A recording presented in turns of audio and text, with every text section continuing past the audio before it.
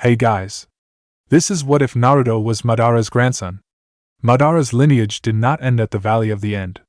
His legacy lived on through Minato and into Naruto. Hit like and subscribe if you like this one, and also please check the author in the description. Let's start.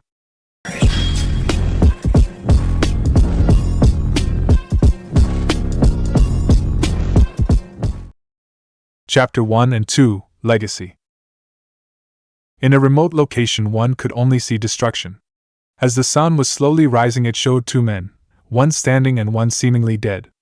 All around the battlefield were weapons, craters and apparently a large waterfall, no doubt created by the intensity of the fight. This place would later be known as the Valley of the End. The man that was barely standing had neck-length long black hair, black eyes, and was wearing what appeared to be a worn red armor with plates going around the arms and chest for protection. The man was no other than Hashirama Senju, leader of the Senju clan and Shodaime Hokage of Konohagakure no Sato, hidden village among the leaves. Why did it come to this, Madara? Asked Hashirama to himself, overlooking the corpse of his long-term friend. The now identified man lying on the ground had long spiky black hair that almost reached his hip, covering the left part of his face including his left pitch black eye. He also wore the same armor style. Lying on the ground with a sword impaled in his chest was Uchiha Madara, former leader of the Uchiha clan and co-founder of the Leaf Village. I'm sorry, but you chose the wrong path. Goodbye, old friend, may you find peace in the afterlife, said Hashirama as he turned to walk away from the long battle he just fought.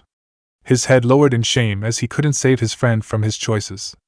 Couple days later, unknown location. Oh my head! Where am I?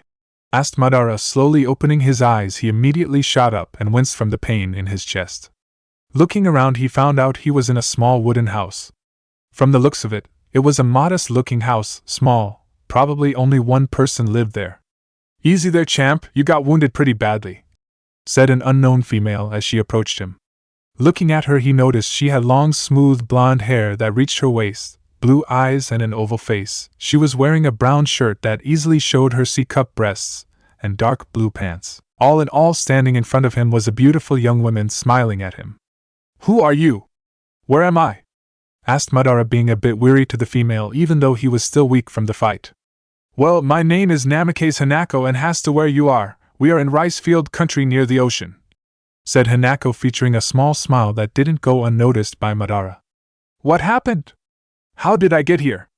Asked an impatient Madara, trying to find out what happened since his memory was a bit fuzzy. So many questions, just lie down and relax. You got injured in your last fight and barely made it. You are lucky that I found you and brought here and healed you. There were times I didn't think you would pull trough. After all, not many people survived getting a sword through their chest. Now how about you tell me who you are? Asked Hanako, taking in account that the man was probably a shinobi. I am the great Uchiha Madara, former leader of the Uchiha clan, co-founder of the Leaf Village, said Madara with a pride in being a member of the Uchiha clan. A bit full of ourselves, aren't we? Said Hanako, giggling at Madara and getting a glare from him. Are you a shinobi? Asked Hanako with caution, not knowing yet if he could be trusted. Indeed I am. I am one of the most powerful shinobi in the world, known only to be matched in power by Hashirama Senju, the current Shodaime Hokage of the Leaf, said Madara, spitting the last word with venom. He still hated the Leaf and his clan from not following his leadership and abandoning him to follow a Senju of all people. You still got your ass handed to you, said Hanako, chuckling and going full-blown laughter as Madara was glaring at her and murmuring something about disrespectful and troublesome blondes. A/N, maybe Madara was related to the Naras. Well, I am going out for some food. Get some rest, it will take a couple months to get you back to full health, said Hanako as Madara was laying back in the bed remembering his loss to Hashirama, but chuckling darkly as he remembered that he got what he was going for. 5 years later, rice field countrymen would have thought that Uchiha Madara was a cold person incapable of love or caring about another person other than himself. However, this couldn't be far from the truth. In the last 5 years a lot has changed, and although Madara wouldn't admit it, he has grown very close to Hanako, actually treating her like his wife and even abandoning his plans for revenge against his fellow clan members. Maybe this is the peace I always chased, thought Madara as he watched the love of his life with her head on his chest. In past years he adopted the life of fisherman along with Hanako and left behind all the fights and wars he once fought. Hanako also got to know about Madara and his clan and village that he created along his long-life rival and friend Hashirama. She got to know about the life of a shinobi and Madara's Kekkai Genkai, the Sharingan. Who would have thought that the great Uchiha Madara would simply live a simple civilian life away from battles? Ironic, as I always wished to die in the heat of battle at the hands of a powerful enemy, said Madara as he chuckled as he almost died at the hands of Hashirama. If leaving the shinobi life is what it takes to be and make Hanako happy, I will gladly forget about my past and focus in the future, thought Madara as he drifted off to sleep, embracing the warmth of her lover. Another 5 years later, Rice Field Country. Another 5 years have passed, and now we could see a happy Madara leaning against a tree, embracing Hanako in his chest. Both glancing at the sea, they could see a 4-year-old kid trying to stand in the water. He had spiky blonde hair and bluest eyes anyone had ever seen. His name was Namikaze Minato, son of Uchiha Madara and Namikaze Hanako. Seeing their son trying and failing to stand in the water, both parents sighed, feeling happy about having a wonderful child and a wonderful partner that loved the other. Although Madara had abandoned his shinobi ways, he decided to train young Minato to defend himself should the need ever arise. Madara also explained him that he decided to give him her mother's name because the Uchiha were known and feared all over the world. He also explained him and showed him his Sharingan, saying that one day he would also wield it and that he should be proud of his heritage. A few weeks later, Madara was currently heading home after going into town to buy groceries. In the way home, he felt a burst of chakra in the direction of his house. Even though Madara had abandoned being a shinobi, he still kept most of his skills sharp, never knowing when you might need them. Quickly rushing through the woods, his house came into a view and he saw a bleeding Hanako and young Minato trying to hold off a couple of rogue aim shinobi. Without hesitation, he quickly disappeared in a burst of speed and stopped just in time to block a sword that would have killed his only son. Activating the Sharingan, he just glared at the 4 shinobi in front of them. By the looks of them, they were merely Chunin level. The aimed shinobi, seeing the Sharingan glowing in all its power, the leader of group asked, "Who are you?" stuttering after seeing the Sharingan. The shinobi knew too well the power of that Kekkai Genkai and its clan members. "I am Madara, Uchiha Madara," said Madara as wind blew the hair on his back, giving him an aura of power that intimidated even the most powerful enemies. After hearing the name, the aimed shinobi paled and took a couple of steps back at seeing that man in front of them, the legendary Uchiha Madara, former leader of the Uchiha clan. Without hesitation, Madara activated his Susanoo and quickly killed the 4 aimed shinobi without remorse. Looking back, he saw that Minato was passed out from chakra exhaustion. Approaching his lover, he looked at her eyes and his heart filled with remorse for not being there, not being able to protect the one person that mattered the most in his world, the love of his life. "Take care of our son," said a weak Hanako. Giving one last kiss to her lover, she closed her eyes never to open them again. Madara just stood there frozen, looking at his now dead wife. In his mind, he was getting flashes of the last 10 years of his life. In the last years, all he got was happiness, only to get that stolen from him. Taking one last look at his Hanako, he made a decision that would influence all entire world. "I was too naive to think this would last, too naive to believe the world had changed, too naive to leave my plans behind. I will lead the world to true peace and happiness. I will honor your memory, Hanako. I will create a world made of love and happiness, and I will make sure that you will stand by my side," thought Madara as he picked his son and jumped into the woods, leaving behind his former home. A month later, Madara and Minato were standing a few miles outside the main gates of Konoha. As Madara looked one final time to Minato, "Minato, my son," said Madara, getting Minato's attention.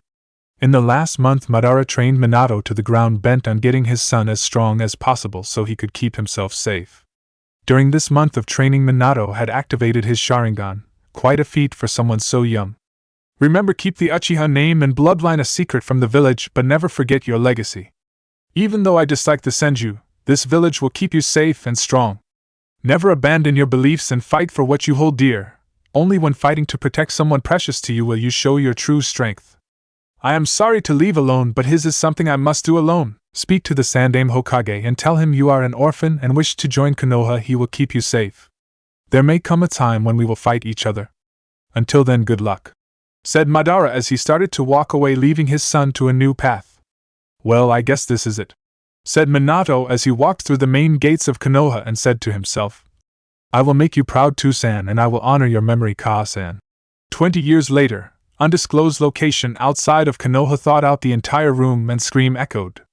This scream seemed to belong to a young baby. The baby weighed 3 kilograms and had spiky blonde hair and pair of dark blue eyes. Pretty much a carbon copy of his father Minato Namikaze. "Congratulations, Kushina-san, it's a beautiful boy," said the nurse as she handed the newborn baby to her mother. The woman in the bed could only be described as a redhead beauty. With long, smooth, crimson-red hair going all the way to her waist, blue eyes and ample D-cup breasts adorned her well-developed body. She embraced her son for the first time. "Hello, Sochi," said Kushina. Minato turned to his son and said, "Welcome to our family, Naruto." Chapter 3: Birth of a Legend. Minato's safe house outside of Konoha. An explosion occurred as Minato is blasted away with his son in his arms. "That man is no ordinary shinobi," said Minato, wondering just who the masked man is. "He managed to separate me from Kushina." Teleporting to the Namikaze compound, Minato places his son on the bed, whispering, "Rest now, Naruto. I am going to save your mother. I will be back." Undisclosed location outside of Konoha, the masked man approached Kushina and warped away to outside the house. Placing his head on her stomach, he begins extracting the QB. In a couple of minutes, a figure is seen erupting from her stomach and materializing in the air. There stood the 9-tailed demon fox in all its glory with 9 tails swinging. With a glimpse, the masked man traps the QB under its control. The once red slitted eyes of the QB are now red with 3 black tomos, the Sharingan glowing in all its power. "Wait," said a weak Kushina, realizing what was about to happen. "Incredible. The Uzumaki clan is simply incredible. Not even extracting a tailed beast from you is enough to kill you," said the masked man as he commanded the QB to kill his former Jinchuriki. "It's only fitting that the QB kills its container," he said. As the QB is about to crush Kushina, a yellow flash is seen. Standing in a tree not far away, we see Minato with Kushina in his arms, bridal style. "He really lives up to his name, Minato Namikaze Konoha's Yellow Flash," he says, warping to the edge of the village. Minato flashed to the Namikaze compound, laying Kushina near her son as she embraces him. "Kushina, I'm going to stop the QB. Take care of him," he said, and in a yellow flash is gone. North entrance of Konoha. It was a warm, calm summer night in the hidden village of the Leaf. Lights were seen all around the village as the people followed their lives, unaware of what was about to happen. "Kuchios no Jutsu, summoning Jutsu," the masked man said, slapping his palm on the ground. In his burst of smoke, there it stood, the QB, ready to unleash its fury upon the unsuspecting village. Suddenly a roar is heard as the QB starts its destruction. Swinging its tails and using its paws, nothing stood in his way. "Sandaime, the QB has appeared in the north part of the village," said an Umbu as he bowed to the Sandaime Hokage. "Yes, I heard it. Summon the forces and evacuate the civilians. He must push the QB out of the village and wait for the 4th, said the Sandaime. Minato Namikaze is seen standing in the top of the Hokage monument, ready to go face the QB when he senses a presence behind him. Quickly ducking and turning around, he swings a kunai only to phase through the head of his enemy. Suddenly everything begins to become distorted as the masked man starts to absorb in a ripple-like pattern Minato. Before it's finished, Minato disappears. He flashed away to his safe house. Safe house. After Minato escaped masked man, that technique, Minato said, pondering what he just experienced. It's a space-time technique more advanced than my own. It happens it doesn't require seals, or I would have seen them with my Sharingan. It is best if hide my Sharingan under a genjutsu. I don't know who he is, but his chakra signature seems familiar. Suddenly a figure starts to appear just a few meters away from Minato. There it stood, the masked man, preparing to face the legendary Kiroi Senko Yellow Flash. The man stared at each other, each one daring to make the first move. Who are you? Asked Minato as he wondered who could possibly have the power to not only unleash but also control the Kyuubi. My name is long forgotten and despised in the history of this village. I was once known as Madara Uchiha, but you can call me Tobi. He replied, chuckling at the irony of asking a masked man who he is. No. I know for a fact that you are not Madara Uchiha, although your chakra seems familiar, you are not him. Minato said, trying to find out the masked man's identity. The masked man simply stood there wondering how in the world could the Yondaime know that he isn't Madara. Something here isn't right. How can he know Madara's chakra signature? Tobi thought. Both warriors dashed at each other in a battle for speed. The fastest would win. Minato simply throws his Hiraishin, Flying Thunder God technique, kunai at Tobi as it's phased through his head. Getting closer to each other, preparing for the face-off, Minato charges a Rasengan in his right hand, preparing to slam it into Toby. Toby is about to touch Minato, preparing to absorb him. "Victory is mine," he says, and suddenly Minato disappears from his sight only to appear behind his back using the kunai he previously threw. Minato twists his body, slamming the Rasengan into Toby, vaporizing the area and marking Toby with Hirishin's seal. "I underestimated him," Toby says when suddenly Minato appears in front of him, stabbing him with a kunai and applying a contract remove seal to free the Kyuubi. Toby, seeing that he lost this battle, says, "I will be back and I will get my revenge on the Leaf Village." As he warps away, something tells me he wasn't joking and he's a Uchiha with a chakra signature similar to my father's. I wonder who he is, thought Minato as he gets up, getting ready to stop the Kyuubi flashing to the battlefield. Battlefield, Konoha, northern part of the village. In the battlefield stood the Sandaime leading the forces, trying his best to push the Kyuubi away from the village when suddenly he hears Kuchios no Jutsu, Minato says as he drops on top with Kyuubi with his summon Gamabunta de Toad Boss, pinning the Kyuubi into the ground. "Try and hold him down as long as you can. Teleporting something this big requires preparation," he says to the Toad Boss as Minato prepares to teleport the Kyuubi away from the village. "Are you crazy? I am not a miracle worker." "Hurry," Gamabunta says. Suddenly both Minato and Kyuubi disappear. Near the safe house, arriving near the safe house with the Kyuubi on its toll, Minato is panting from the massive chakra usage he just pulled to teleport the Kyuubi.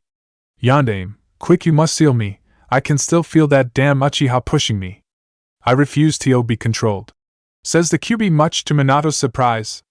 "He wants me to seal him?" thought Minato as he teleported to the safe house, picking up Kushina and Naruto for the ritual. "Kushina, I need your help to restrain him. He's still being pushed," he says as Kushina gathers the remains of her chakra to form chains to snare the Kyuubi to the ground. Minato starts performing a long chain of seals and at the end he shouts, "Shiki Fujin, dead demon consuming seal, Yondaime, get out of the way." The Kyuubi shouts as it feels being driven to kill his next vessel. However, both Minato and Kushina jump in front of his claw, protecting their son. "Kushina, couch, we don't have much time. Any last words?" he asks Kushina. "Naruto," she starts, "I want you to grow into a nice young man and a strong shinobi. Remember to bathe every day and go to bed early, you need your sleep. Also, I want you to make friends. You don't need that many, only a few, as long as they are true friends. Also, no drinking until you are 20, and stay away from Jiraiya. I am sorry, Minato, I took your time, don't worry." He starts, "Kyuubi, can you look out for my son? I know he will have a hard life." He asks, "It would be my honor. I will take care of your kit." The Kyuubi replies, wondering just how the hell this night could have happened. Damn, Minato thought, I need to make sure he knows of my father's legacy. I can't let him go to the Uchihas, not with the Kyuubi in him, but I never told anyone and it's too late now. He starts thinking when suddenly an idea struck his head. Maybe this will work. Suddenly Minato gathers what's left of his chakra, pushing it to his eyes as they start spinning, and says in a weak tone, "Tsukuyumi." Minato starts waving, his eyes are starting to drift off, and he says, "Naruto, listen to what your mother said and grow up to be a strong and brave shinobi." And with the last of his strength he whispers, 8 trigram seal. Chapter 4, Awakening. In every shinobi village there is a reminder of their previous leaders and heroes to honor their memory and sacrifice they did to protect and defend their homes. In Konoha there is a certain mountain that shows exactly that. The mountain was actually called the Hokage, leader of the Leaf Village, mountain, and in it were carved the previous and current Hokages of the Leaf, and there it stood the faces of the legendary shinobi, Senju Hashirama, Shodaime Hokage, leader of the Senju clan, one of the founders of the Leaf Village and the first user of the Mokuton element. He was a caring and kind person dedicated to serve his village, however he ended up dying during the First Shinobi War. His fight against Uchiha Madara had taken its toll and left him permanently weakened. He was at the time of his death a shell of his former self. But even now, about 80 years after his death, he's still remembered by everyone in the village. The second face belonged to Senju Tobirama, Nidaime Hokage. He was Hashirama's younger brother and became Hokage after his brother's death. He too was a very strong shinobi. In fact, each of the Hokage was hailed as the strongest shinobi of their time. Tobirama was known for his extremely high water affinity that allowed him to use high-rank moves in places without water by condensing the air around him. He too lost his life fighting in the Second Shinobi War, but before his death he appointed Hiruzen Sarutobi, one of his students as Sandaime Hokage. The third face on the monument was Sarutobi Hiruzen, of the Sarutobi clan, known for their monkey summoning and extreme skill in taijutsu, hand-to-hand combat. Hiruzen is currently around 55 years old. He's one of the most powerful shinobi in the village, but in his prime he was hailed as Shinobi no Kami, god of the shinobi, mostly because of his skill in ninjutsu that allowed him to combine different elements to his attacks. Hiruzen is the current leader of the Leaf Village after his successor the Yondaime Hokage died. The last face of the monument was Minato Namikaze, the Yondaime Hokage, hailed as the strongest of the Hokages. He was also the fastest shinobi to ever live in the elemental nations. Not even the Raikage with lighting armor could compete with him in speed. He was known for his use of the Hiroshin no Jutsu, Flying Thunder God technique, a S-rank technique of his creation that allowed him to move at almost the speed of light. This technique was the reason that he was known as Yellow Flash, due to his blonde hair. The only thing that people managed to see was a yellow flash due to his speed. In the Leaf Village he was a hero that sacrificed his life to kill the Kyuubi no Yoko that attacked the village 5 years ago. And here, 5 years later after the Kyuubi attack, is where our story truly begins with a small boy that despite being mistreated his whole life will rise to become the legend he was born to be. Konoha 5 years after Kyuubi attack October 10th. It was a warm night in the Leaf Village. The sun was just going down, it was starting to dim. Town lights were coming up and we still could see many people going around the village doing their business. Unlike many other villages, even though Konoha was the most powerful village in the elemental nations, it didn't seem militaristic or cold. Many people, if they saw Konoha, would say that it wasn't a shinobi village. However, the mountain that surrounded the north part of village was a dead giveaway. In it were carved the faces of the most powerful shinobi to ever live. It was October 10th. The village was covered in decorations and celebrating the defeat to the Kyuubi that attacked 5 years ago. Everyone in the village was happy. It were times of peace. The wars were long forgotten, but not the hate and pain of many that were lost. Although everyone seemed happy, one particular kid was very sad and lonely. Uzumaki Naruto was an orphan of the Kyuubi attack. He was about 120 centimeters, 3 feet 11 inches, and had spiky blonde hair, the bluest eyes anyone ever had, and in each cheek he had 3 whiskers marks, a birthmark. He was wearing a white shirt with short sleeves with an orange swirl in his back and black pants. Despite being what appeared to be a normal child, Naruto was hated and despised by most of the village. He was a painful reminder of the Kyuubi attack. He was expelled from the orphanage at the age of 4 and lived in the streets for about a month until the Hokages Anbu found him and took him to the Sandaime. Sandaime eventually became a grandfather figure to him. He gave Naruto a small apartment, an allowance to live, but Naruto was constantly pursued by the villagers and constantly abused and beaten. The stores kicked him out or sold him rotten merchandise or charged twice the price. Even in the orphanage he still received the same treatment. Growing up in this kind of life forced Naruto to mature quickly if he wanted to survive. Because of this treatment, Naruto became a highly intelligent kid that could rival a Nara. He became cold and calculative to everyone except his closest people, that in his case were simply the Hokage himself and the owners of a ramen stand. Only 3 people cared for Naruto and wondered if he was eating or sleeping well. During his birthday things were even worse because the villagers and a few shinobi would gather up and hunt him down like an animal, and here is where we are. A scared kid was running through the streets of Konoha trying his best to avoid the villagers and shinobi in hot pursuit. The villagers were shouting, "Die, demon! Get him! Finish what the Yondaime started!" Naruto wondered what did he ever do to deserve such treatment and harsh life. "Stop, please! What did I ever do to any of you?" asked Naruto, running as fast as he could, his legs starting to give away.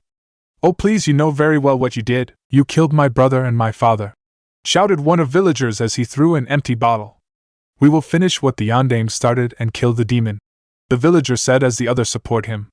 Naruto kept running until he looked behind to his pursuers and noticed that a couple of them appeared to be Chunin, A/N, Chunin medium-level shinobi.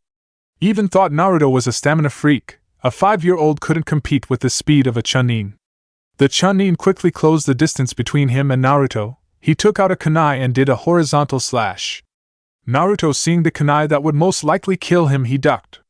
As he was ducking, he noticed that time appeared to be slowing down. After dodging the slash, he unwittingly channeled chakra to his legs, trying to jump over a fence to get away. The rest of the shinobi, seeing this, were actually surprised, but they couldn't let the demon get away, so all of them threw a couple of kunai at him while saying, "Kunai kage shuriken no jutsu." The kunai multiplied to 15 and were going fast at Naruto. Naruto, knowing that he couldn't dodge them all in midair, started observing them and calculating the best way to avoid them. It was then that it happened. His vision suddenly became clearer, and the incoming kunai seemed to almost stop. Just by looking at them, he could see where they would land. Reacting to his instincts, Naruto quickly caught one kunai with his hand and started deflecting all of them except one that managed to pass his defenses and hit his shoulder. He cried out in pain but managed to get over the fence and to safety. He pulled the kunai of his shoulder and noticed that the wound was already closing. I wonder why I'm the only person to heal this fast, he asked himself while walking through the village hidden in the shadows to avoid the villagers. But he quickly noticed that his vision was different. It was black and white, and he could see people with a blue flame inside of them that surrounded their body. He tried to push his eyes to see better, and suddenly he passed out in the alleyway. The stress and exhaustion of running and taking a kunai to the shoulder was too much. Naruto's mindscape. Naruto awoke in what it seemed to be a sewer. There were pipes in every wall, and the floor was filled with water with about 20 centimeters in height, 8 inches. He wandered through the endless corridors, wondering where he was when he heard a soft male voice calling him. "Follow my voice," this strange voice said. Naruto didn't know him but was drawn to this voice. After walking for a couple of minutes, Naruto found himself staring at a big iron doors with vertical bars. The middle of the door, it was a small paper with the kanji 4 seal. He looked inside the cage, but it seemed empty. "Hello there, Naruto," said the voice. Naruto jumped back surprised and noticed a man leaning in the sewer wall outside of the cage. Naruto observed the man carefully. The man was about 190 centimeters in height, 6 feet 2. He had spiky blonde hair with 2 bangs that framed his face and had blue eyes. He was wearing a full-body blue suit and the standard jonin, high-level shinobi, flat jacket. He was also wearing a white cape with red flames, and it had the kanji for Yandame Hokage. "Why Yandame Hokage?" asked Naruto. He knew very well what happened 5 years ago. He knew that the Yandame died to kill the Kyuubi. He was a hero. "My name is Minato Namikaze and I am the Yandame Hokage," he said, looking at the kid in front of him, and wondered how it happened so soon. Naruto seemed 5 at the most. "How? You were supposed to be dead." "Am I dead too?" Naruto asked. "No, you are not dead, but unfortunately I am," Minato replied. "But if you are dead, then where am I? And how do you know my name?" Naruto wondered what the hell was going on. "Naruto, I am going to explain everything to you. Listen closely, okay?" he asked, to which Naruto nodded. "We are inside your mind. This is your mindscape. It's basically a representation of your mind in physical form, understand?" Naruto nodded. "Now the truth is that I am your father." Naruto froze when he heard that. "No, it can't be. Gigi told me he didn't know who my parents were," Naruto thought. Why you're my father?" "How?" Naruto asked. "Well, about the how you will find out when you're older," Minato said, chuckling. "But it is true, I am your father, and I'm sorry I wasn't here with you, but I had to stop the Kyuubi. But listen, I don't have much time. You probably wondered why this village treats you like a monster," to which Naruto slowly nodded. "Well, there isn't any easy way to say this, but 5 years ago, when you were born, the Kyuubi attacked the village. Sandame said that I killed the Kyuubi, but that is impossible. Kyuubi is a mass of chakra without actually a physical body, so it can't die. The only way I had to stop the Kyuubi was to seal it inside a newborn baby. I'm sorry to say, but I had to seal into you," he said with a bit of shame, wondering how Naruto would react. "What? What do you mean by sealed? I am the Kyuubi?" he asked, now realizing what all the names the villagers called him by. "And no, you are either a monster nor the Kyuubi, you are my son. And by sealed I mean that the Kyuubi is trapped in your gut, behind these bars. Kyuubi, come forward," Minato explained suddenly. Behind the bars of the empty cage, Naruto saw 2 glowing red eyes with black vertical slits. As the eyes approached to doors, he noticed the form of fox with tails swinging wildly in this back. There it stood behind the doors, the most powerful being in the world, the most powerful of the 9 Bijou, the Kyuubi no Yoko, the 9-tailed demon fox. Naruto, seeing this, jumped back scared to see the monster that attacked the village and was responsible for many deaths. "No need to fear me, kid," the Kyuubi said, watching the poor kid. He knew too well what the villagers did to him. "Naruto," Minato said, getting Naruto's attention. "This is the Kyuubi, and he's not the demon everyone thinks he is. The attack 5 years ago was not his fault," Minato said, and started explaining what happened in that fateful night 5 years ago. From when Naruto was born, to the masked man unleashing the Kyuubi and controlling it to attack the village to Minato sealing him into him. Naruto was still frozen, absorbing what happened, everything his father was saying. Naruto didn't know what to say, it was just too much. Naruto, Minato continued. I'm sorry that I had to seal that Kyuubi into you. You had a harsh life until now, but I trust with this it will be slightly better. Minato said and touched Naruto's stomach, effectively transferring the seal key to Naruto and opening the cage. What are you doing? Naruto asked, worried that his father opened the cage and let the Kyuubi out. Naruto, I told you that I wasn't that Kyuubi's fault that night. The Kyuubi will help you grow up and he'll be at your side to help you in your battle and provide advice. The only thing I ask of you is when you're close to your death that you release the Kyuubi. He didn't deserve to trapped in a cage to be used as a weapon, Minato said. Will you really be my friend? Naruto asked, still a bit fearful of the fox. Of course, I will take care of you and make you strong so you can protect your home and friends. The Kyuubi replied, and what happened next surprised everyone in the mindscape. Naruto suddenly left his father's side and jumped into the paw of the Kyuubi. So soft and warm, he said, getting chuckles from both Kyuubi and Minato. Now Naruto, there is more that I need to tell you. I don't know if you realized it, but doesn't your vision seem different? Minato asked. Actually, it's all black and white with you being blue and Kyuubi red, Naruto replied. Naruto, do you know who Uchiha Madara is? Minato asked, getting a disgusted growl from the Kyuubi, clearly showing no love to the Uchiha leader. Yup, I know he was one of the founders of the Leaf and was leader of Uchiha clan, that is supposed to be one of the strongest in the world, Naruto said, surprising his father. Naruto, even though was 5-year-old, was very smart and did like to read, but going into the library was impossible as he was always expelled. Exactly, but what you and anyone doesn't know is that Madara was in fact my father. I never said anything to anyone because I decided to keep it a secret, he said. Naruto's eyes widened when he discovered that the legendary Uchiha Madara was his grandfather. I am the son of the Yondaime Hokage Konoha's Yellow Flash and the great Uchiha Madara. There is no way I'm not becoming Hokage, Naruto thought.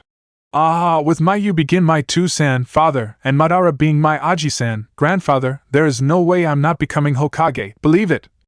Naruto yelled, pumping his fist to the air and getting a smile from Minato. I have no doubt you will, Naruto, Minato said, ruffling Naruto's hair. Now you know that the Uchiha clan have a bloodline, more specifically a Jujutsu, right? Naruto nodded. This bloodline is called the Sharingan, and you activated its first level. Look at the floor. Naruto looked down and saw his reflection in the water. His eyes were blood red with a black tomo in each eye. The Sharingan will evolve until it's fully matured, getting 3 tomos in each eye. Minato concluded he didn't want to go any further into the Manjikyu. His time was ending and the Kyuubi could explain it if he ever unlocked it. God, I hope he never has to go through that, Minato thought. I knew I was awesome, Naruto said, happy about knowing everything about his family and finding he had a bloodline. Now Naruto, pay attention to what I'm going to say, Minato started. I know that you always wanted a family, but you can't go to the Uchiha clan, besides having the Kyuubi in you, which if they find out that you are an Uchiha they will use it for their own gain. I want you to be a good person and not an arrogant, power-hungry like the Uchihas are. Never rely too much on the Sharingan. Remember that the Sharingan is only a tool. Having it doesn't make you all-powerful, okay? Minato asked, getting a nod. Okay, my time is ending. Everything I have, including my clan's techniques and weapons, are in the Namikaze compound and only you can enter since there's a blood seal around it. Be careful so that no one finds out. I have many enemies, as did Madara. If you ever wish to reveal your true heritage, I ask you to reveal when you are strong enough to protect yourself and anyone you care about. There are people that would stop at nothing to kill you or your friends to get revenge at me, Minato said with a bit of regret. After all, during the Third Shinobi War he was responsible for slaughtering Iwa's forces. Do you know how to use chakra to deactivate your eyes? He asked, getting a nod from Naruto. I'm fading, my chakra is almost over. Remember Naruto, me and your mother loved you very much, and I'm sorry that you had to live this life and growing up without love, Minato said, sad on how everything turned out. He asked the Sandaime so that the village saw Naruto as their hero, but he was too naive. Don't worry, Tusan, I got to meet you after all. You did what you needed to protect our home, Naruto said, getting a smile from Minato as he said to fade away until he was no longer standing in front of him. Naruto woke up in the alleyway wondering if it was all a dream until he heard a voice in his head. No, Kit, it wasn't a dream. I'm here after all. You should deactivate your eyes for now and start training. I will help you in every way I can, and when you are old enough I will train to use my powers. Kyuubi said. Thank you, at least I have you with me. I could use the company. Naruto replied, happy with everything that happened. Who knew that this night would turn out to be his best birthday? You don't need to speak out loud or people will think you are crazy. Just think and I will hear it.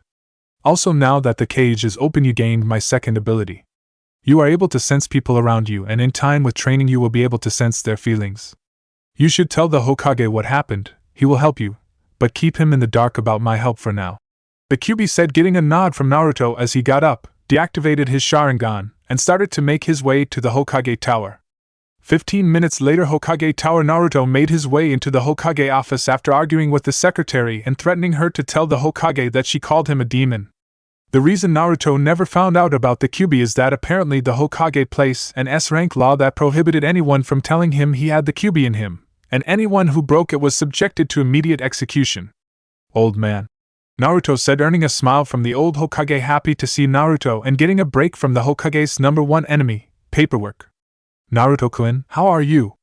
Do you need anything? The Hokage asked. Even thought the Hokage wasn't actually related to Naruto, he has grown quite close to him in the last couple of years, treating him like a grandson.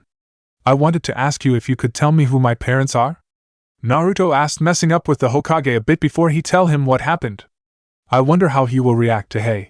He thought. I already told you, Naruto. I'm sorry, but I don't know who your parents are. All I know is that they are heroes that died fighting the Kyuubi. The Hokage replied. He couldn't tell Naruto who his parents are, he was too young. Gigi, before I tell what I came here for, can you tell your ANBU to leave? I only want to tell you this, Naruto said, getting a surprised face from the Hokage. How do you know that there are ANBU in the room? He asked, to which Naruto replied saying, I can sense them above the ceiling. Naruto replied. Very well, the Hokage said, and with the flick of a hand he signaled his 4 ANBU bodyguards to leave the room. Now Naruto, what do you want to tell me? He asked. Gigi, are you sure you sent them all away? I can still sense another person there, Naruto said, pointing behind that bookcase. Once Naruto said that, the 4 ANBU quickly returned and dashed towards the intruder, and quickly immobilizing it. The intruder had normal ANBU gear, black pants and steel plate in the chest for protection, but his mask was completely white with the kanji 4 root. Damn that Danzu, sticking his nose where he shouldn't, Hokage thought. Naruto, you are indeed a skilled sensor, you actually caught an intruder that was in here, Hokage said. Oh, I knew that I was awesome, Naruto replied, getting a chuckle from the old Hokage. After the room was empty, Naruto approached the pictures of the previous Hokages, and stopping in front of the picture of the 4th, turning to the Hokage, he said, Anything you want to tell me? The Hokage paled when Naruto asked him. How did you find out? The Hokage asked, wondering how did Naruto find out. Very few people knew that Minato was his father. Now that I think about it, I could almost be his twin. I wonder how anyone never noticed, Naruto said, and started explaining everything that happened, leaving the Kyuubi helping him, he being Madara's grandson and him having the Sharingan. Minato really was a genius, to think even dead he gives me headache, the Hokage thought. Now that you know, what are you going to do? You know you can't tell anyone, the Hokage asked. I'm going to train to become strong like my father was, and then I'm going to take that hat of yours, Naruto replied, getting a chuckle from the old Hokage, to which he said, I have no doubt you will. Chapter 5, Training Begins. 1 year later. 1 year has passed since Naruto found who his father was, and training couldn't be going better, with the help of the Kyuubi. Naruto was now 6 years old, and he was never caught by the villagers except if there was a trained shinobi among them. Even then Naruto managed to fool him to escape.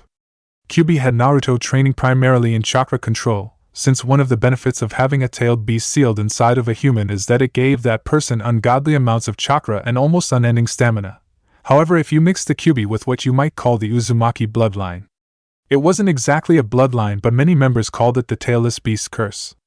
Members of the Uzumaki clan had unmatched amounts of chakra. The regular Chunin of the Uzumaki clan had same amount of a Kage. Naruto was only 6 years old but already had enough chakra to match most Jonin. However, with so much chakra, control was extremely difficult.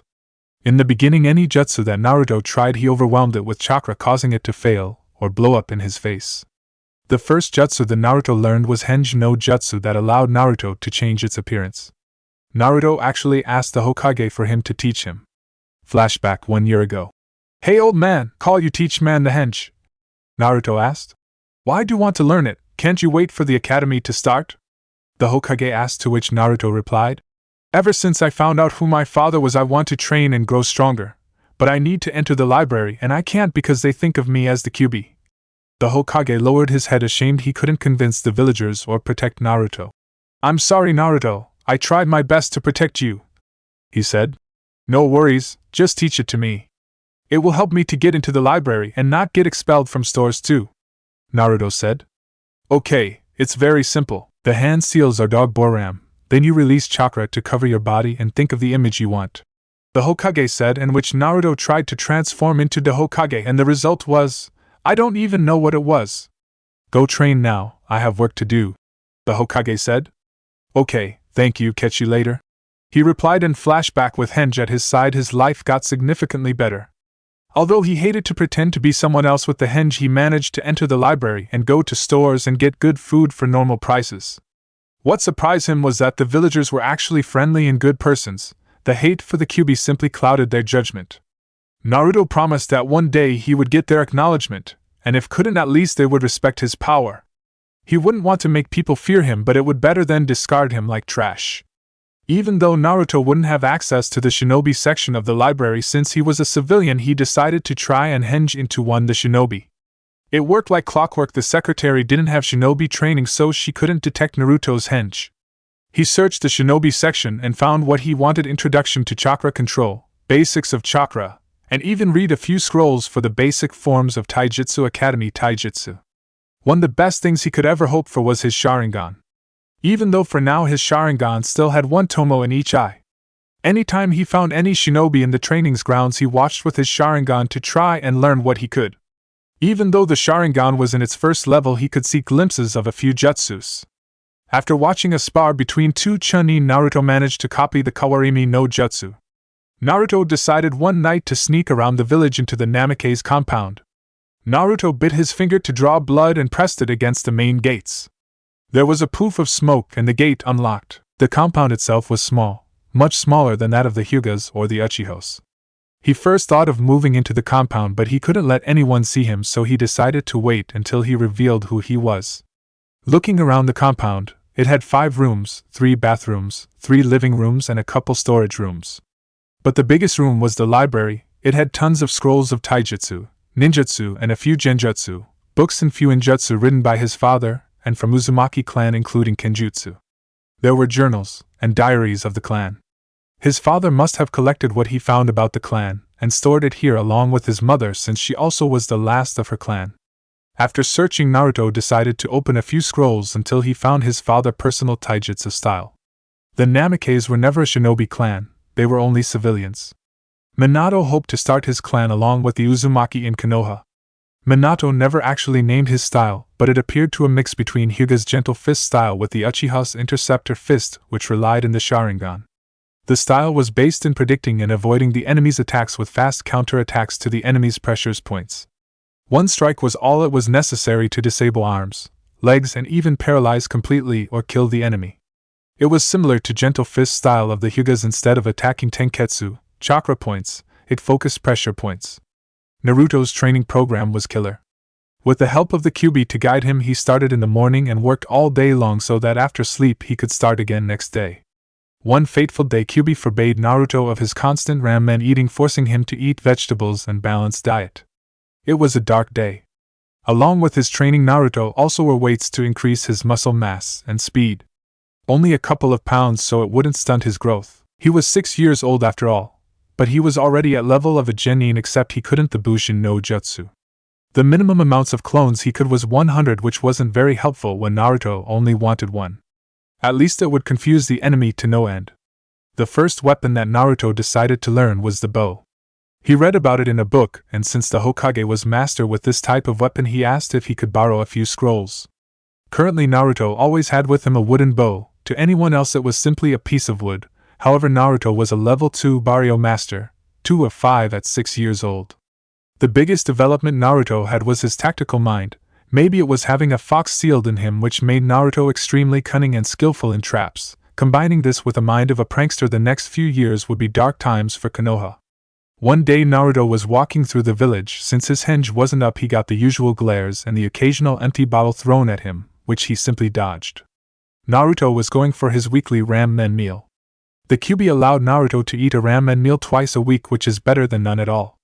Stupid fox and his vegetables, he thought. Ungrateful brat. If you eat only ramen, you will become a midget. You need a proper diet to grow, said the Kyuubi. In the last year, Naruto and Kyuubi have grown closer. As close as a human and a fox can. After you ignore the constant bickering and death threats, they both liked and respected each other.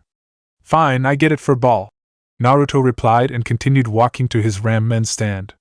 Naruto was walking, not really paying attention to anything around him, until he heard a couple kids arguing about something. Getting curious, he looked closer. He found 3 kids around the age of 10, most likely academy students, that were messing with a little girl. She looked like she was his age. She had neck-length dark blue hair and white eyes, trademark of the Hyuga clan. Deciding to help her, he ran up to them. Hey, leave her alone, Naruto said, trying to get thugs away from the girl. Oh, a kid playing hero. Get lost before we hurt you too, they said, which made Naruto jump in front of them, shielding the girl.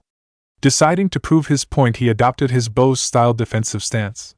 His left leg slightly ahead of his right, knees bent, both hands grasping his wooden bow in a downward position. A/N. I-hand stance. He's trying to scare us. Let's teach him a lesson, they said, and pushed forward. One of boys sent his right arm forward, trying to punch Naruto. Naruto simply used his bow to strike the boy's hand out of the way. Naruto then flipped his bow, sending a strike to the boy's chin, like an uppercut. Another boy tried to punch Naruto, to which he ducked and using his bow stroked the boy's leg, making him stumble forward, to which Naruto kneed the boy hard in the stomach, leaving him in the ground in pain. Naruto turned to the last boy, who froze his attacks after seeing his friends effortlessly defeated. Picking up his friends, he decided to run away before he also got hurt. Naruto, turning to see the girl, asked, "Are you okay?" "I'm fine, TT, thank you," the girl stuttered. Naruto didn't know if she was afraid of him, but he guessed she was just shy. "No problem, I'm Uzumaki Naruto, what's your name?" he asked. Hyuga H. Hinata, she replied, looking at her savior. Even though she was still young, she couldn't help but to blush and look down. Naruto was 6 years old but was quite a good-looking young man. "Come on, let me help you up," he said, grabbing her hand and pulling her up gently. He noticed that she didn't have the caged bird seal in her forehead. He remembered hearing the Hyuga heiress was his age, meaning that the girl in front of him was heiress to the Hyuga clan. She was pretty much Konoha's little princess.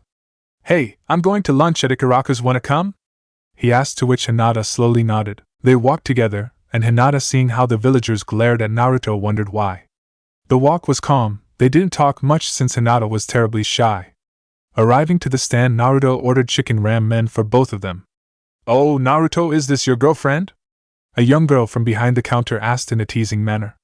Her name was Ayam. She was in her teens. She had brown hair and eyes and a pretty face. She was wearing simple clothes and had a white apron. "And no, nothing like that. We just met a couple minutes ago," he replied, blushing a bit. Even though he just met her, he could see that she was actually quite pretty, and she would grow up to become a very beautiful woman. Hinata didn't say anything, she just blushed really hard and looked away so that no one could see her. They talked a bit during their meal. When they were finishing the food, a Hyuga member appeared and looked at Hinata. His name was Koa, branch member and Hinata's bodyguard. "Hinata-sama, there you are. Your father is waiting for you," he said, taking Hinata's hand and starting to leave. "Bye Naruto-kun, it was nice to meet you," she said, to which Naruto gave her foxy grin and looked at his meal to finish it. "Looks like you got yourself a little vixen," the Kyuubi said, chuckling. "She's not my girlfriend," Naruto thought, getting angry. "You say that now, but I'll see in a couple of years," the Kyuubi said, chuckling. Perverted fox, he thought. After he finished the meal, he paid for it and left to his training. Few weeks later, Naruto was walking to his home. He had just finished his training and it was like any other day, painful. He was sore all over. During the last few weeks, he increased his taijutsu training and started with weapons. He could now use kunai and shuriken with deadly accuracy, and with the Sharingan he picked it up quickly. During his training he managed to level up his Sharingan to level 2. Naruto now had 2 black tomos in each eye and he was very proud of himself. He heard rumors of the Uchiha clan prodigy that managed to fully master the Sharingan at the age of 8. Naruto said that he was going to fully mature it even sooner, and as fate would have it, Naruto didn't know how right he was. During his walk home he sensed 2 chakra signatures moving quietly through the woods. Placing 2 fingers in the ground and focusing in their chakra, he found that one of those chakra signatures belonged his friend Hinata he met a few weeks ago. Wondering what she was doing this later in the day, he went in search of her. When he arrived near both of them, he saw a shinobi. It was a Kumo shinobi from his headband. He recognized this shinobi. It was the Kumo's ambassador for the new alliance between Konoha and Kumo. He noticed that he was carrying a bag in his back, to which Naruto, sensing Hinata's chakra, knew she was being kidnapped. Quickly throwing a couple of shurikens at the shinobi. The shinobi easily deflected them all and faced the attacker, and was surprised. It was a small kid. "Hey kid, leave before I kill you. I am Jonin, you are no match for me," he man arrogantly said. But it was true, Naruto was Genin level and he couldn't match a Jonin's power. However, Naruto was cunning. He knew that he needed to alert someone to come and help. "Naruto, switch with me, I'll send a fireball to the sky to alert the ANBU." Naruto agreed and switched with the Kyuubi. The Kyuubi quickly went through a few hand seals, looked at the sky and yelled, "Katan Gakakyu no Jutsu, fire-style fireball technique." The Kumo shinobi was impressed. A 6-year-old performing a C-rank fire technique, he shouldn't have chakra for that. Naruto just knew that he had to stall the man and activated his Sharingan. He didn't care if his secret got out as long as Hinata stayed safe. The Kumo shinobi decided to engage and quickly killed the kid to leave before reinforcements arrived. The Kumo shinobi threw a couple shurikens and yelled, "Shuriken Kagebushin no Jutsu." The shuriken multiplied to a few dozens. Naruto couldn't deflect them all and jumped to the left, to which the enemy was waiting, and kicked him hard in the stomach and punched in the face. Naruto crashed into a tree and fell to the ground, clutching his stomach in pain. The Kumo shinobi walked to Naruto thinking he just won. After all, it was just a small kid. Then he noticed his eyes, they were the Sharingan, and he thought, "An Uchiha rescuing a Hyuga, how ironic, but still I'll take him too. 2 bloodlines are better than 1 and the Sharingan is one of the most powerful." The shinobi went to grab Naruto by the neck but stumbled forward when he noticed it was a Bushin. Naruto took this opportunity, removing his weights and channeling a bit of the Kyuubi's chakra. His body couldn't take much right now, charged in a burst of speed to the shinobi with a kunai in his hand and pressing his kunai against the man's chest, effectively killing him. The Kumo shinobi wondered how it happened. How could a kid this age be so fast and defeat him? And then he noticed his blood-red eyes with 3 black tomos in each eye glowing and spinning. The shinobi fell to the ground dead. Naruto knew he just killed the enemy, and it was his first kill. Even though he was ashamed of what he did, he needed to do it. The man wouldn't leave without Hinata and he had to protect her.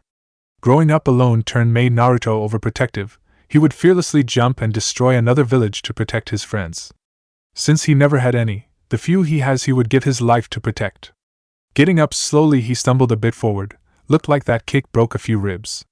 Walking to Hinata, he opened the bag and Hinata saw her savior for the second time. It was the blonde kid she met a few weeks ago. She then quickly jumped and hugged and started crying. "Ush, it's okay, you are safe now, I won't let anyone hurt you," he whispered to her to comfort her. She was hugging him when the reinforcements arrived, led by Hyuga Hayashi, Hyuga clan leader, and he saw what happened.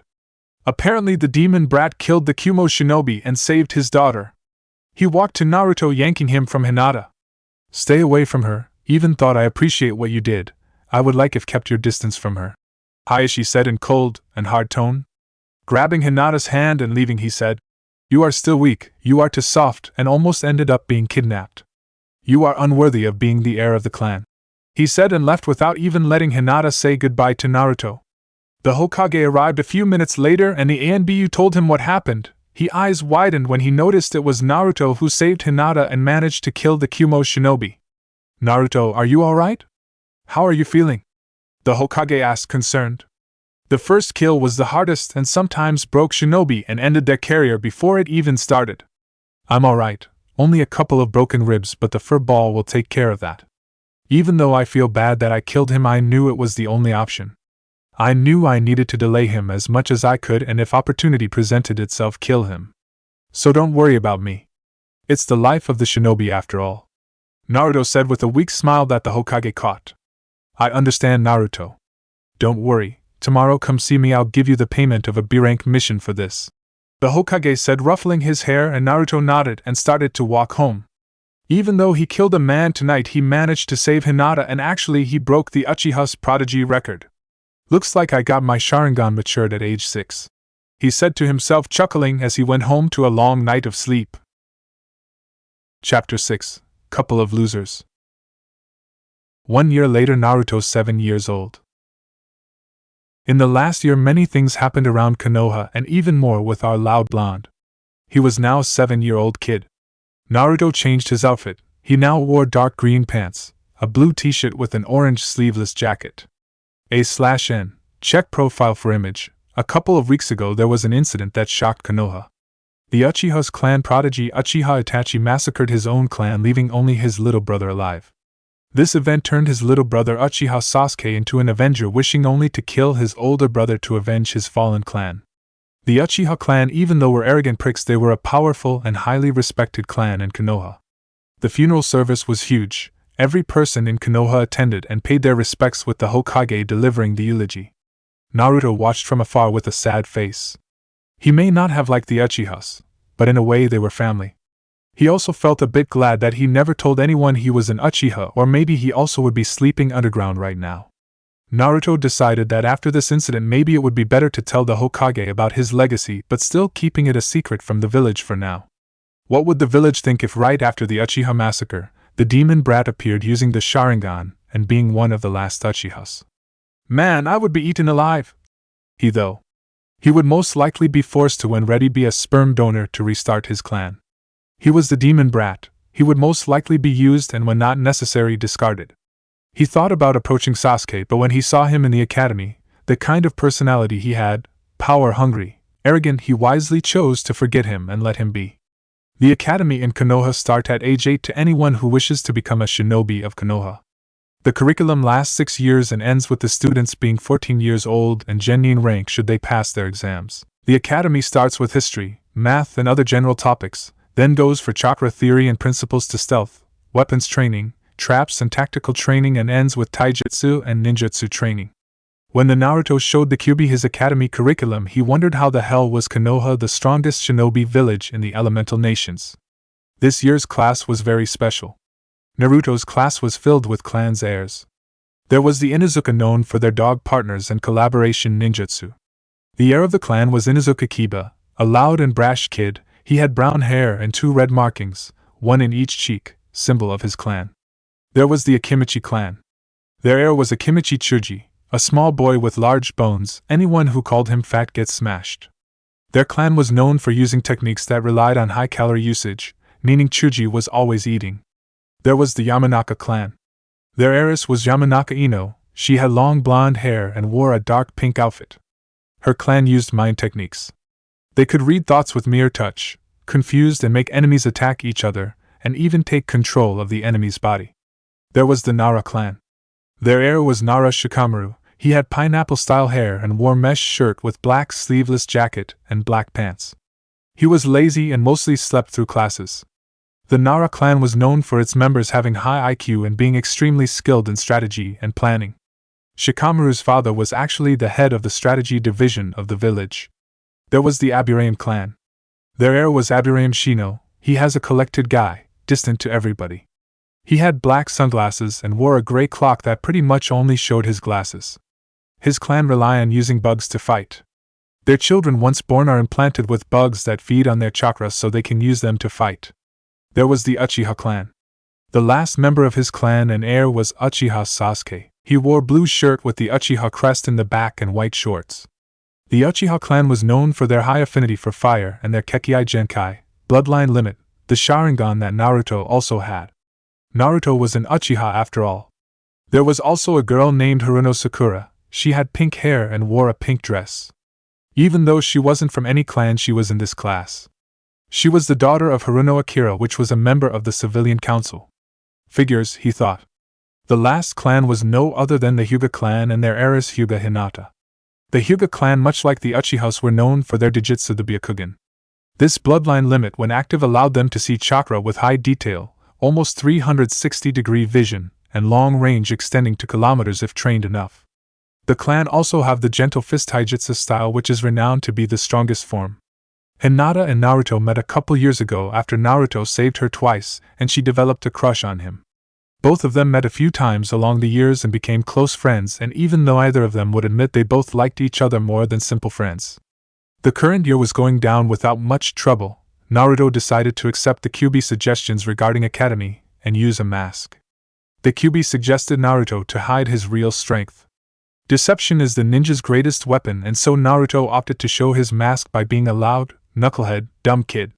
He chose to become the dead last, and it was a wise choice, since every teacher tried his best to make look bad. He couldn't raise suspicion, for now. I bet the civilian council would have me stay weak forever if they could, Naruto thought as he tried to sleep in the classroom. 1 year later, in the last year, Naruto grew more than he could hope for. Thanks to his matured Sharingan, he managed to copy an extremely useful technique while watching two Jonin spar. Flashback. Naruto was approaching a training field, hoping that it would be empty when he sensed two powerful chakra signatures. Suppressing his chakra, something that the Kyuubi taught him, he could actually sneak up on people extremely well. Being a sensor allowed him to know if he was actually suppressing his effectively or not. He approached and started to watch them. "So Kakashi, are you ready for our next youthful challenge?" said a Jonin that was wearing full-body green spandex suit, a Jonin flat jacket. He had the thickest eyebrows Naruto had ever seen. Not paying attention, the silver-haired ninja identified as Kakashi said, "Said something, guy?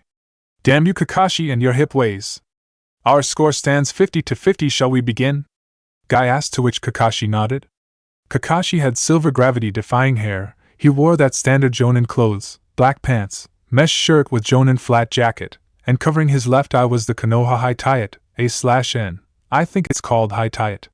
Naruto watched and wondered the speed on the battle.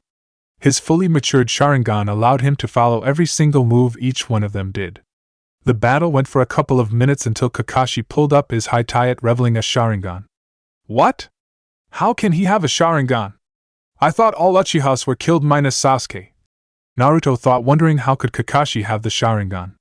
Kakashi was very popular in Konoha. He was the son of Hatake Sakumo, Konoha's white fan, known to be as powerful as a Sannin, so he couldn't be Uchiha. Look carefully, Kit. He hides it under the high tiet, so it's probably an implant, the Kyuubi replied. The battle continued and Naruto copied a few jutsu, including one that would help Naruto immensely, and would later become his trademark. Kagebushin no Jutsu, Shadow Clone Jutsu. End flashback. Armed with the Kagebushin, that Naruto realized that it transferred his memories to the original he started using for training. For now, Naruto's limit was about 1,000 clones. If anyone saw him making so many, would most likely call a monster. After all, this technique was an A-rank kinjutsu, forbidden technique, for his massive chakra usage that would kill most shinobis. Since Naruto already had Kage-level reserves, using this technique barely affected his reserves. Something that Naruto wondered was if using the Sharingan gave photographic memory, because he remembered everything he saw. Naruto was walking to the Hokage Tower. He decided that after what happened to the Uchiha clan, it would be the best choice to tell the Hokage he had the Sharingan. "Hokage Tower, hey Gigi," said Naruto with foxy grin. The Hokage, seeing Naruto, gave him a smile. He barely got to see him nowadays, and wondering if he was always training. "Oh, Naruto-kun, haven't seen you in a while. How is your training going?" the Hokage asked. "It's going very well. I actually got a few awesome techniques," Naruto said, smiling. "I can probably take you on, old man," he said, chuckling. "I'm not that old, Naruto-kun, so what brings you here?" the Hokage asked. "Well, I have a few things I chose to tell me if you promise to not reveal it until I'm ready," Naruto said with a serious face. The Hokage, wondering what it could be, made a hand gesture, and the Anbu left the room. Naruto did a few hand seals and said, "Fuinjutsu Cone of Silence." The Hokage gasped for air when he saw Naruto perform a C-rank Fuinjutsu, but since he knew who his father was, wouldn't be much surprising he was following his footsteps. "Impressive, Naruto-kun, 8 years old and studying Fuinjutsu," the Hokage said, impressed. "Actually, Gigi, I never told you everything about what happened when I was 6 years old, you know," said Naruto with an embarrassed laugh. "Now, Gigi, pay attention to me," he said. Naruto closed his eyes and started to channel chakra to them. Slowly opening them, he showed them to the Hokage. Blood-red eyes with 3 black tomos in each, the Sharingan. The Hokage heart missed a beat, and his eyes bulged out, almost popping out of his head. The Hokage simply asked, "How?" "Well, I am an Uchiha by my father's side," he replied. "How is it possible?" "Minato never had the Sharingan," the Hokage asked, wondering how could Minato never told him. "I'll explain everything," he said, disabling his eyes. "For starters, I will tell you that my grandfather was none other than Uchiha Madara." That was the final straw. Poor Hokage's heart gave out, and he fainted. Naruto, seeing this, sweat dropped. "And he says he's not old," he thought out loud, picking up the Hokage and laying in the couch. A couple minutes later, the Hokage started to awake and saw Naruto waiting. "You awake already?" "Jez." "Here," Naruto said, giving him a cup of tea. "I'm sorry, Naruto, I still can't believe it." "How can this be?" the Hokage asked, wondering how could Madara have a son and no one knew. And his son was Minato Namikaze of all people. He has blonde hair for Kami's sake. Naruto started explaining what his father told him. Madara survived his battle with Hashirama and was saved by a woman who would years later become his lover. They had a son, and when his grandmother was killed, Madara decided to continue with his plans and left Minato in the village. So Madara was still alive? Who would have thought Madara had a son? The Hokage said, taking in the information. "Well, Naruto-kun, I will guard this secret until you are ready to show everyone who you really are. Remember, you have 3 legacies to continue. Your mother's Uzumaki clan, and both your father's and Uchiha Madara's legacy," he said. "Don't worry, Gigi. I plan on revealing everything when I'm strong enough to protect me and everyone I care about. My father and grandfather both had a talent to piss of IWA, and I don't need problems right now," he said, chuckling. That they did. The Hokage thought how IWA suffered at the hands of both Minato Namikaze and Uchiha Madara. "But when I reveal who I am, if they ever try to hurt me or someone I care about, I will burn their village to the ground," Naruto said in serious and cold tone. "I wouldn't put it past them. That damn Inoki Tsuchikage is an old and stubborn fool." "Be careful," the Hokage said. "Naruto, I wanted to ask you, how can you already fully matured Sharingan? It's very rare to even awaken it too early in life. You see, Gigi, I awakened it when I was 5 years old after some Chunin tried to attack me, and I matured it when I killed the Kumo ninja that tried to kidnap Hinata," he explained, to which the Hokage nodded. It made sense. The Sharingan awakens and evolves in life and death situations. "So that's how you were able to keep up with the Jonin. The Sharingan truly is a terrifying power," the Hokage exclaimed. "The Sharingan allowed a 6-year-old to kill a trained shinobi." "I'm going, Gigi. I just thought you should know after what happened to the Uchihas," Naruto said, leaving the Hokage's office. "He will one day really take this hat from me," the Hokage thought, chuckling. Konoha streets. Naruto was walking through the streets of Konoha, going to a training field to find out and start training his elemental affinities. He already knew that most likely he would have fire from the Uchiha blood, but he could have more or not even fire. Better safe than sorry. Naruto was walking peacefully, keeping himself in the shadows not to have problems, until he heard someone crying. Checking, so see who was it, he noticed it was Hinata. She had her knees to her chest and was crying. Naruto quickly rushed to her side. "Hinata-chan, what's wrong? Why are you crying?" he asked, worried to help her. Hinata, seeing Naruto, quickly hugged him, crying even more. Naruto tried to ask what was wrong, but she didn't answer. Naruto started whispering comforting words, saying it would be alright, until she fell asleep in his chest, tired from crying.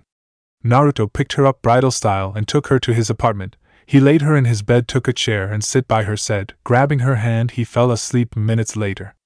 After a few hours, it was late at night, around 2 a.m. Hinata started to wake up. Opening her eyes, not knowing where she was, she jumped up, awakening Naruto, who was by her side. Seeing that he was by her side, she couldn't help but blush until she remembered everything that happened yesterday. "Hinata-chan, what happened? You can tell me, I will help," Naruto said, trying his best to help her. Hinata was looking at the ground, sad. She decided to tell him everything and started to remove a piece of cloth that was tied to her forehead. She removed it, showing a green tattoo. It was the caged bird's seal. Naruto, seeing this, was shocked. They branded the heiress of the clan.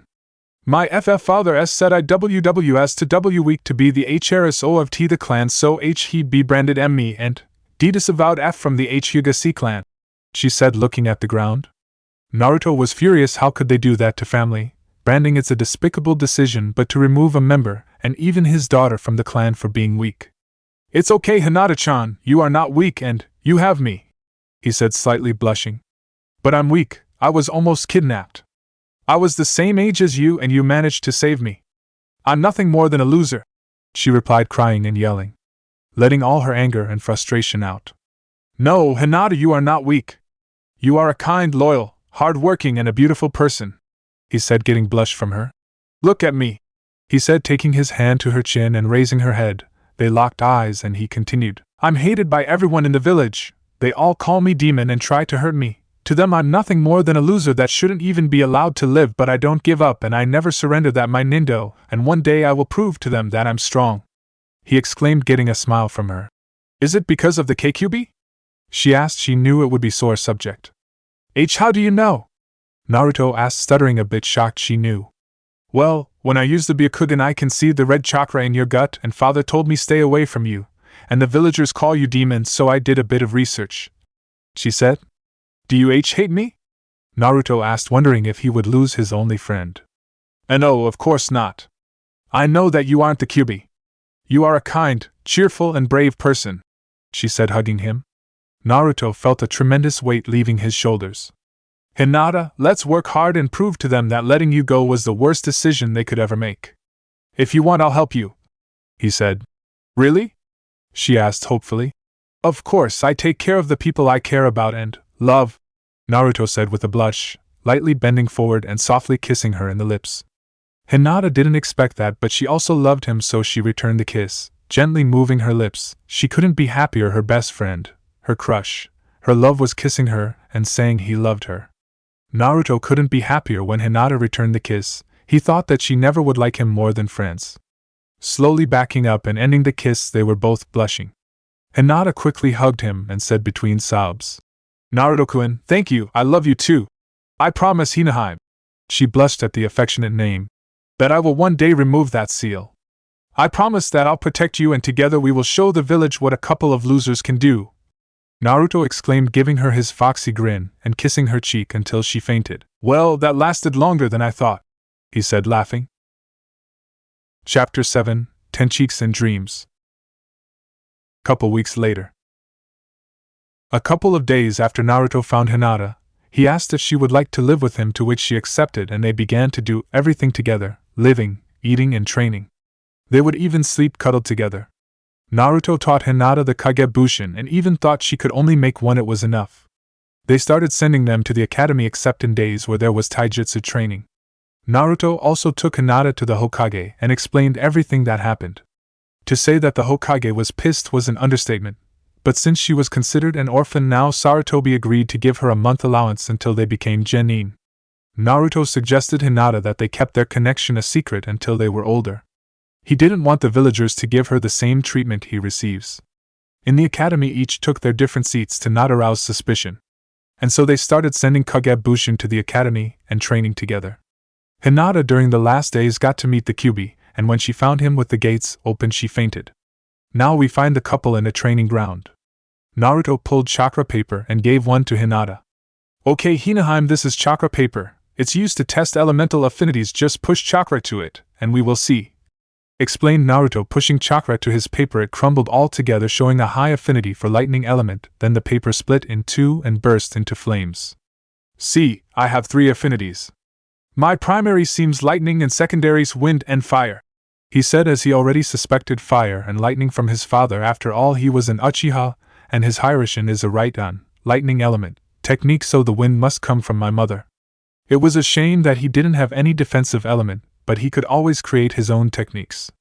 Hinata pushed chakra to her paper, and it split in 2, getting both sides wet. Looks like you have wind like me and also water. Now then, let's start training. I'll start with fire since our village is known for them.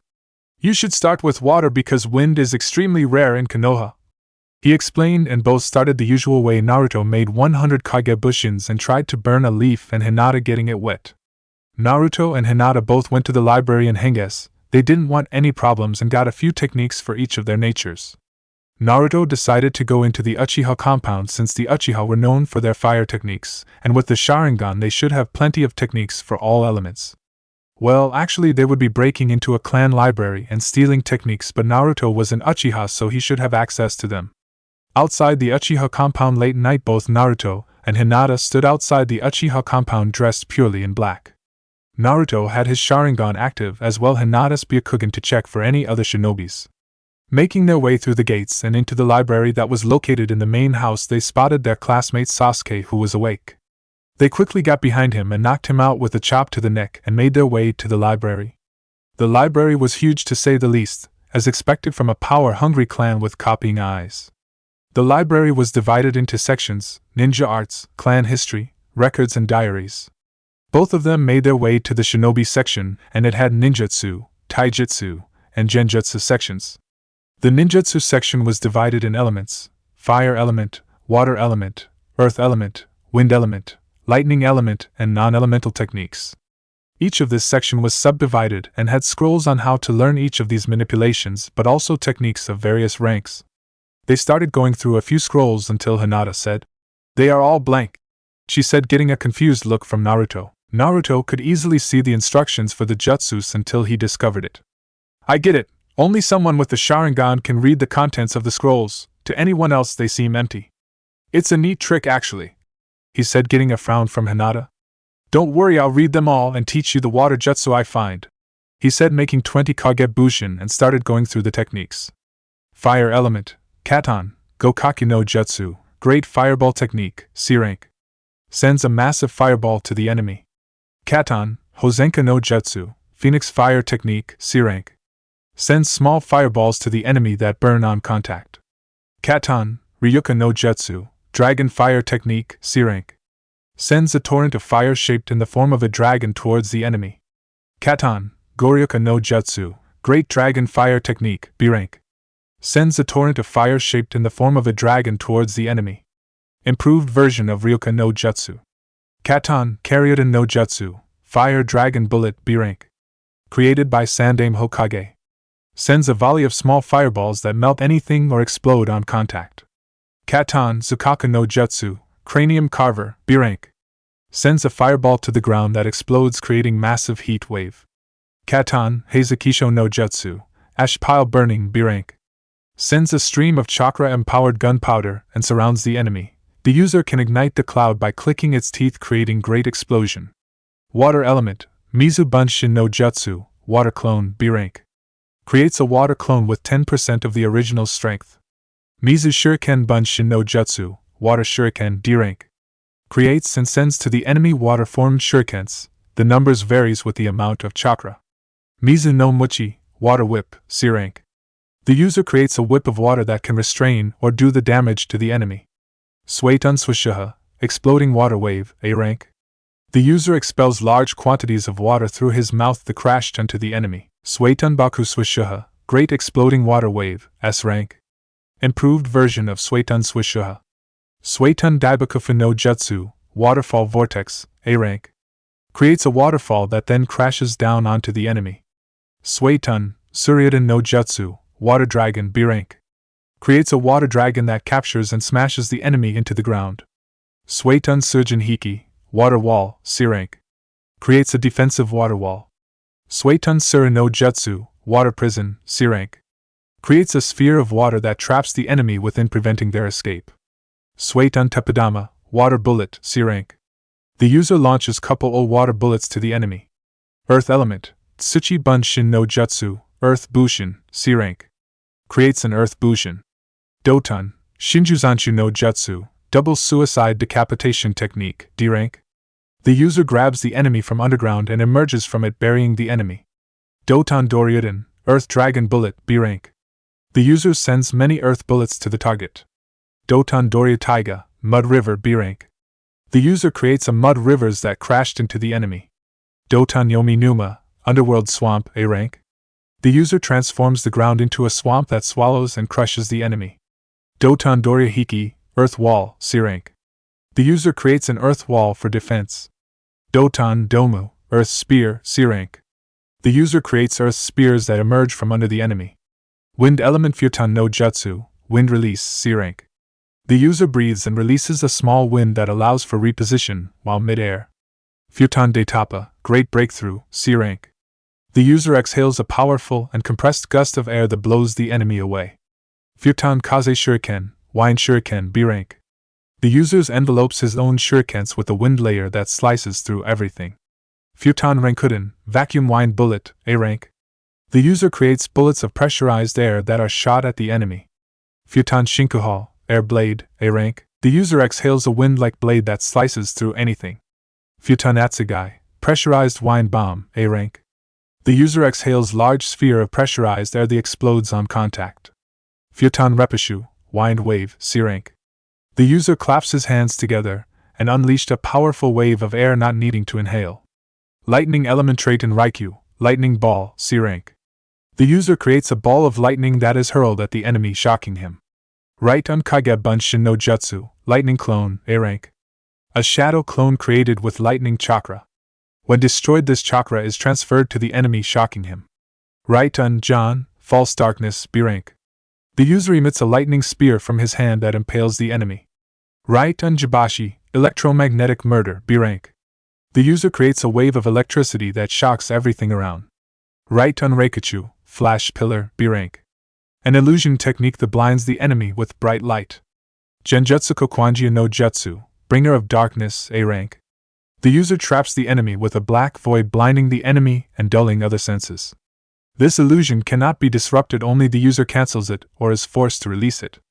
Meigen Jigakuguka no Jutsu, Hellfire Technique, B rank, creates an illusion that makes the enemy think he is being burned alive. Meigen Jibaku Satsu, Tree Binding Death, B rank, illusion technique that grows a tree behind the enemy, freezing him place and allowing for the user to attack the enemy. Meigen Kasegui no Jutsu, Shackling Stakes, C rank. The user locks eyes with the enemy, effectively paralyzing him in place. Sharingan required. Meigen Kokoni Erase no Jutsu, False Surroundings, C rank. The user casts an illusion over an area, altering its appearance. Meigen Nija Kokoni Erase no Jutsu, Double False Surroundings, B rank. This technique places an illusion within the original illusion to mislead the enemy should he break the first one. Okay, Hinata-chan, I've got most of them memorized, let's go, he said, and both left the Uchiha compound with a large inventory of techniques to later practice. They left the compound and were walking home. It was still early or late depending on the perspective. It was around 2 a.m. Hey Hinata-chan, since we still have time, do you want to check out the Hyuga clan library too? Naruto asked. He knew it was a sore subject to Hinata's family. He still remembered to help Hinata achieve one of her dreams. Flashback. Couple days after Hinata started living with Naruto and Hinata were eating together after their morning workout and started talking about their dreams and hopes for the future. So Hinata-chan, what are your dreams for the future? Naruto asked. Hinata was still a bit shy around him, but it was starting to change. At least her stuttering and fainting was gone, almost. I know I want to become a powerful kunoichi to prove that I'm not weak, but even though I was disavowed from my clan, I wish I could get rid of Caged Bird Seal and unite the families. I know I may sound naive, but even after my father expelling from the clan, the branch family were always good to me and I want to help them back, she said with confidence. She didn't know it yet, but Naruto's personality was starting to rub on her. She was becoming more confident and even started helping Naruto in his pranks. You are not naive.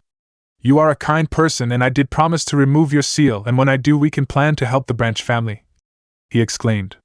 After all, with the help of his Kage Bushins and his father's notes on Fuinjutsu, Naruto was progressing rather nicely. End flashback. I don't know if it's a good idea. I would be hard to sneak in unnoticed, she said. After all, the Byakugan was frequently used for scouting missions and was extremely difficult to sneak up into a Hyuga member, much less break into the compound. Oh please, they all say they have the all-seeing eye, but that didn't stop me from breaking into the compound and placing hitching powder on their underwear, Naruto said, remembering the laughs the Hyuga received when they were constantly scratching themselves. That was you? She asked, surprised. Of course, they always were stuck-up pricks, but I didn't do it to you, he said, assuring her. Okay, if you are sure, we can sneak and then I'm in, she said. They made their way to the Hyuga compound and watched from afar. Naruto extended his sensing ability and found 4 guards guarding the entrances. Thankfully, they didn't have the Byakugan activated. They made their way closer to the walls and waited for the guard to end his routine check. They channeled chakra to their feet and climbed the wall. Once inside, Hinata guided Naruto to the library, since Naruto didn't actually know the compound all that well. Once inside the library, the same thing happened in the Uchihas. Only a Byakugan user could read the scrolls. Apparently ninjutsu and genjutsu were practically non-existent. They must have thought it was inferior to rely on anything else other than their bloodline. Hinata quickly opened the scrolls and started copying them and giving them to Naruto, which he was storing them in a storage seal he brought. Naruto's Fuinjutsu was quite good for his age. He knew how to make simple storage scrolls of all kinds and was starting on medium-level Fuinjutsu. They left the compound with the specifics of the gentle fist style, which Hinata already knew the basics and the techniques they used. Chapter 8: Joys of D-Ranks. A couple of years have passed and Naruto and Hinata have grown quite a bit. They were now both 10 years old and each of them were slightly taller than kids of the same age due to their constant training. Both Naruto and Hinata were very strong when compared to others of their age, if you could even compare. In the academy, physical shinobi conditioning and training only start when the students are 12 years old, in which they learn the academy taijutsu style coupled with ninjutsu. If they were to face Naruto or Hinata, they would get demolished. They were both well-rounded shinobi, however Naruto still couldn't cast a low-level genjutsu without Sharingan to save his life. Actually, he found it easier to cast high-ranking genjutsus that required more chakra than low-level ones. Even though Naruto focused a lot in chakra control, bringing it to Jonin levels, he still couldn't do a single bushin. He either did at least 50 or the one will fail. Naruto finally mastered Bo's staff but decided to learn kenjutsu since his mother was one of the best in the leaf. Since he couldn't get in most shops, he bought couple of books in weapons forging. Since he had fire nature, he decided to forge his own weapons with scrap metal and other weapons he found in training fields. In time, he would buy chakra metal for a proper sword. In fact, both of them learned kenjutsu and the same style, however Naruto favored speed and strength, and Hinata, being more flexible, preferred to dodge the strikes. This type of kenjutsu style, much like his taijutsu, was based on parrying or dodging the attacks with quick strikes meant to end the battle in one strike. This was the kenjutsu style of the Uzumaki clan. Uzumaki Kushina before her death was on par with the 7 ninja swordsmen of the mist. This group was composed by the greatest swordsmen of the mist and were not to be underestimated. In fact, each of their swords had special abilities that favored each of their styles. Kushina, in fact, was known as Konoha's Red Death due to her crimson red hair color. Naruto also learned the gentle fist with Hinata and both practiced until perfected. Even though Naruto's Sharingan couldn't see the chakra points, he adapted the style for pressure points. One of the problems they had was Hinata's low chakra pools, so they focused on that for almost last year and managed to increase her levels quite a bit. She had low Jonin chakra levels and Kage level control. Naruto had high Kage chakra levels and Jonin level control. Naruto realized that Hinata was actually quite proficient in the gentle fist and asked her why did their family treat that badly when she was quite talented. The fact was that in order to learn the gentle fist effectively and train their stances and techniques, one would have to use another as test subject, and closing tenketsus was quite painful, so Hinata refused to the branch members. Hinata was too kind to even try and harm someone in order to train, but with Naruto that wasn't a problem. Naruto used the shadow clone techniques to provide Hinata as much guinea pigs as she wanted, and doing so her technique skyrocketed and she even managed to hold her ground against Naruto in taijutsu. In ninjutsu they both mastered their chosen affinities and the jutsu they had. Hinata started in wind and Naruto started in lightning. One interesting fact was that Naruto discovered was that he had high lightning affinity similar to Nidame's water affinity. In fact, Naruto wasn't really a sensor in the normal terms since he didn't sense chakra. Naruto, due to his lightning affinity, could actually feel the bioelectricity of the people around him. Knowing that he had such an affinity, he started investing more and more in this element. He went to his father's library and gathered all the lightning techniques that he could. Now we find Naruto walking through the village heading for the Hokage Tower. The villagers still sent the usual glares and they would still try and harm him, but now with his training he managed to escape. He could have fought them, but he chose not to harm them. He didn't want to give the poor Hokage more paperwork. Hokage Tower. He arrived at the Hokage Tower and made his way up. Arriving at the Hokage's office, he turned to the secretary.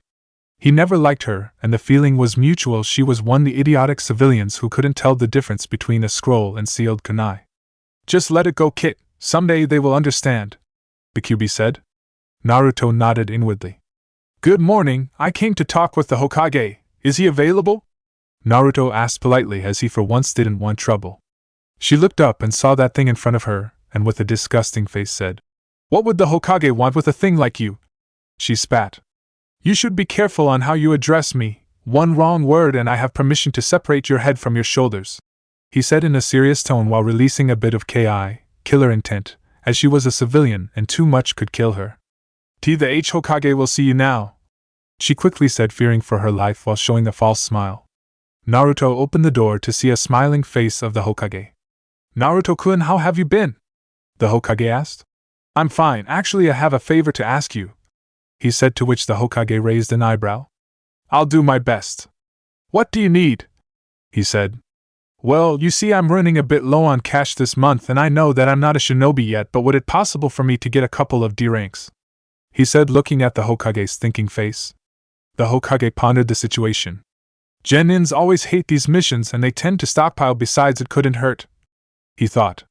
"Sure, Naruto-kun, but you do realize that these missions are normally done with the Jonin sensei and their genin squad, so they will take long for you," he said. "No problem, old man, I can create my own army if I need," Naruto said, placing his fingers in a cross form, channeling some chakra, and in a puff of smoke 20 clones appeared in the office. The Hokage jaw hit the floor seeing a 10-year-old pull a B-rank kinjutsu. "Where did you learn that?" "You do realize that techniques is a kinjutsu for its massive chakra usage," he said, trying to make Naruto understand the dangers of the technique. "Relax, Gigi, I copied it when I was watching Kakashi and a weird guy named Guy in green spandex shouting something about flames of youth spar. Besides, I have a crap ton of chakra. I can easily make 1,000 clones and still be in fighting condition," he said with a smirk. The Hokage nodded slowly. "Kami, he can make 1,000 clones at 10 years old.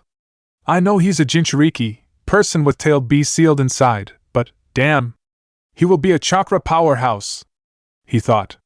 "Okay, Naruto, since you still aren't an official ninja, I'll give you the missions, and later when you become one I'll add them to your file.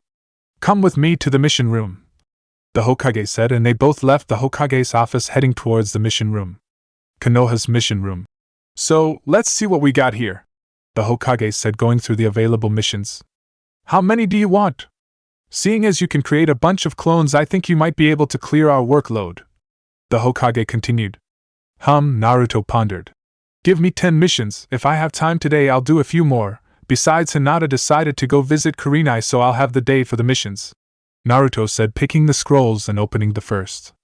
"Damn cat," Naruto thought as he read the first mission. It was to retrieve a fearsome beast. The name of said beast was Tora, the one-tailed demon cat. "Oh please, I got 8 more tails," Kyuubi said. "Besides, we can always burn her a crisp and blame enemy ninja," Kyuubi said, chuckling, and Naruto's sweat dropped. Few hours later. "Come here, Tora, here kitty," Naruto said, trying to approach the cat without having her fleeing. Naruto channeled chakra to his legs and jumped, catching the cat. Tora didn't find it much fun as she started clawing him all over the place. "Oh hell, I'm tired of this," Naruto said, activating his Sharingan. He looked at Tora and said, "Magen Kasegui no Jutsu, shackling stakes." The Genjutsu paralyzed Tora, and Naruto said, "Magen Jigakuguka no Jutsu, hellfire technique." This new Genjutsu made Tora think she was being burned alive. "Muahaha," Naruto chuckled evilly as Tora screamed in pain. Kyuubi, seeing this, sweat dropped and thought, "I got a dumbass for a container. A/N. For evil laugh check. Next mission. Helping farmer. Naruto made his way for his next mission. He read the scroll, and the mission was to cultivate a piece of land since the farmer didn't have enough time to do it himself. Naruto arrived at the site. The farmer's house was actually almost outside of the village, and the land itself was fairly big. Judging from the size of the land, it most likely was for planting the vegetables and later selling them. Naruto approached the client and started doing his job. The client didn't seem happy they sent the demon brat, but at least the Kyuubi would working for him. Almost an hour was due, and Naruto continued his work using a hoe to groom the land peacefully and undisturbed until slam, a noise echoed through the clearing as the sound of metal clashing. Naruto removed a couple inches of dirt until he saw a metal door in the ground. "What the hell is this?" Naruto thought as he moved to open the hatch.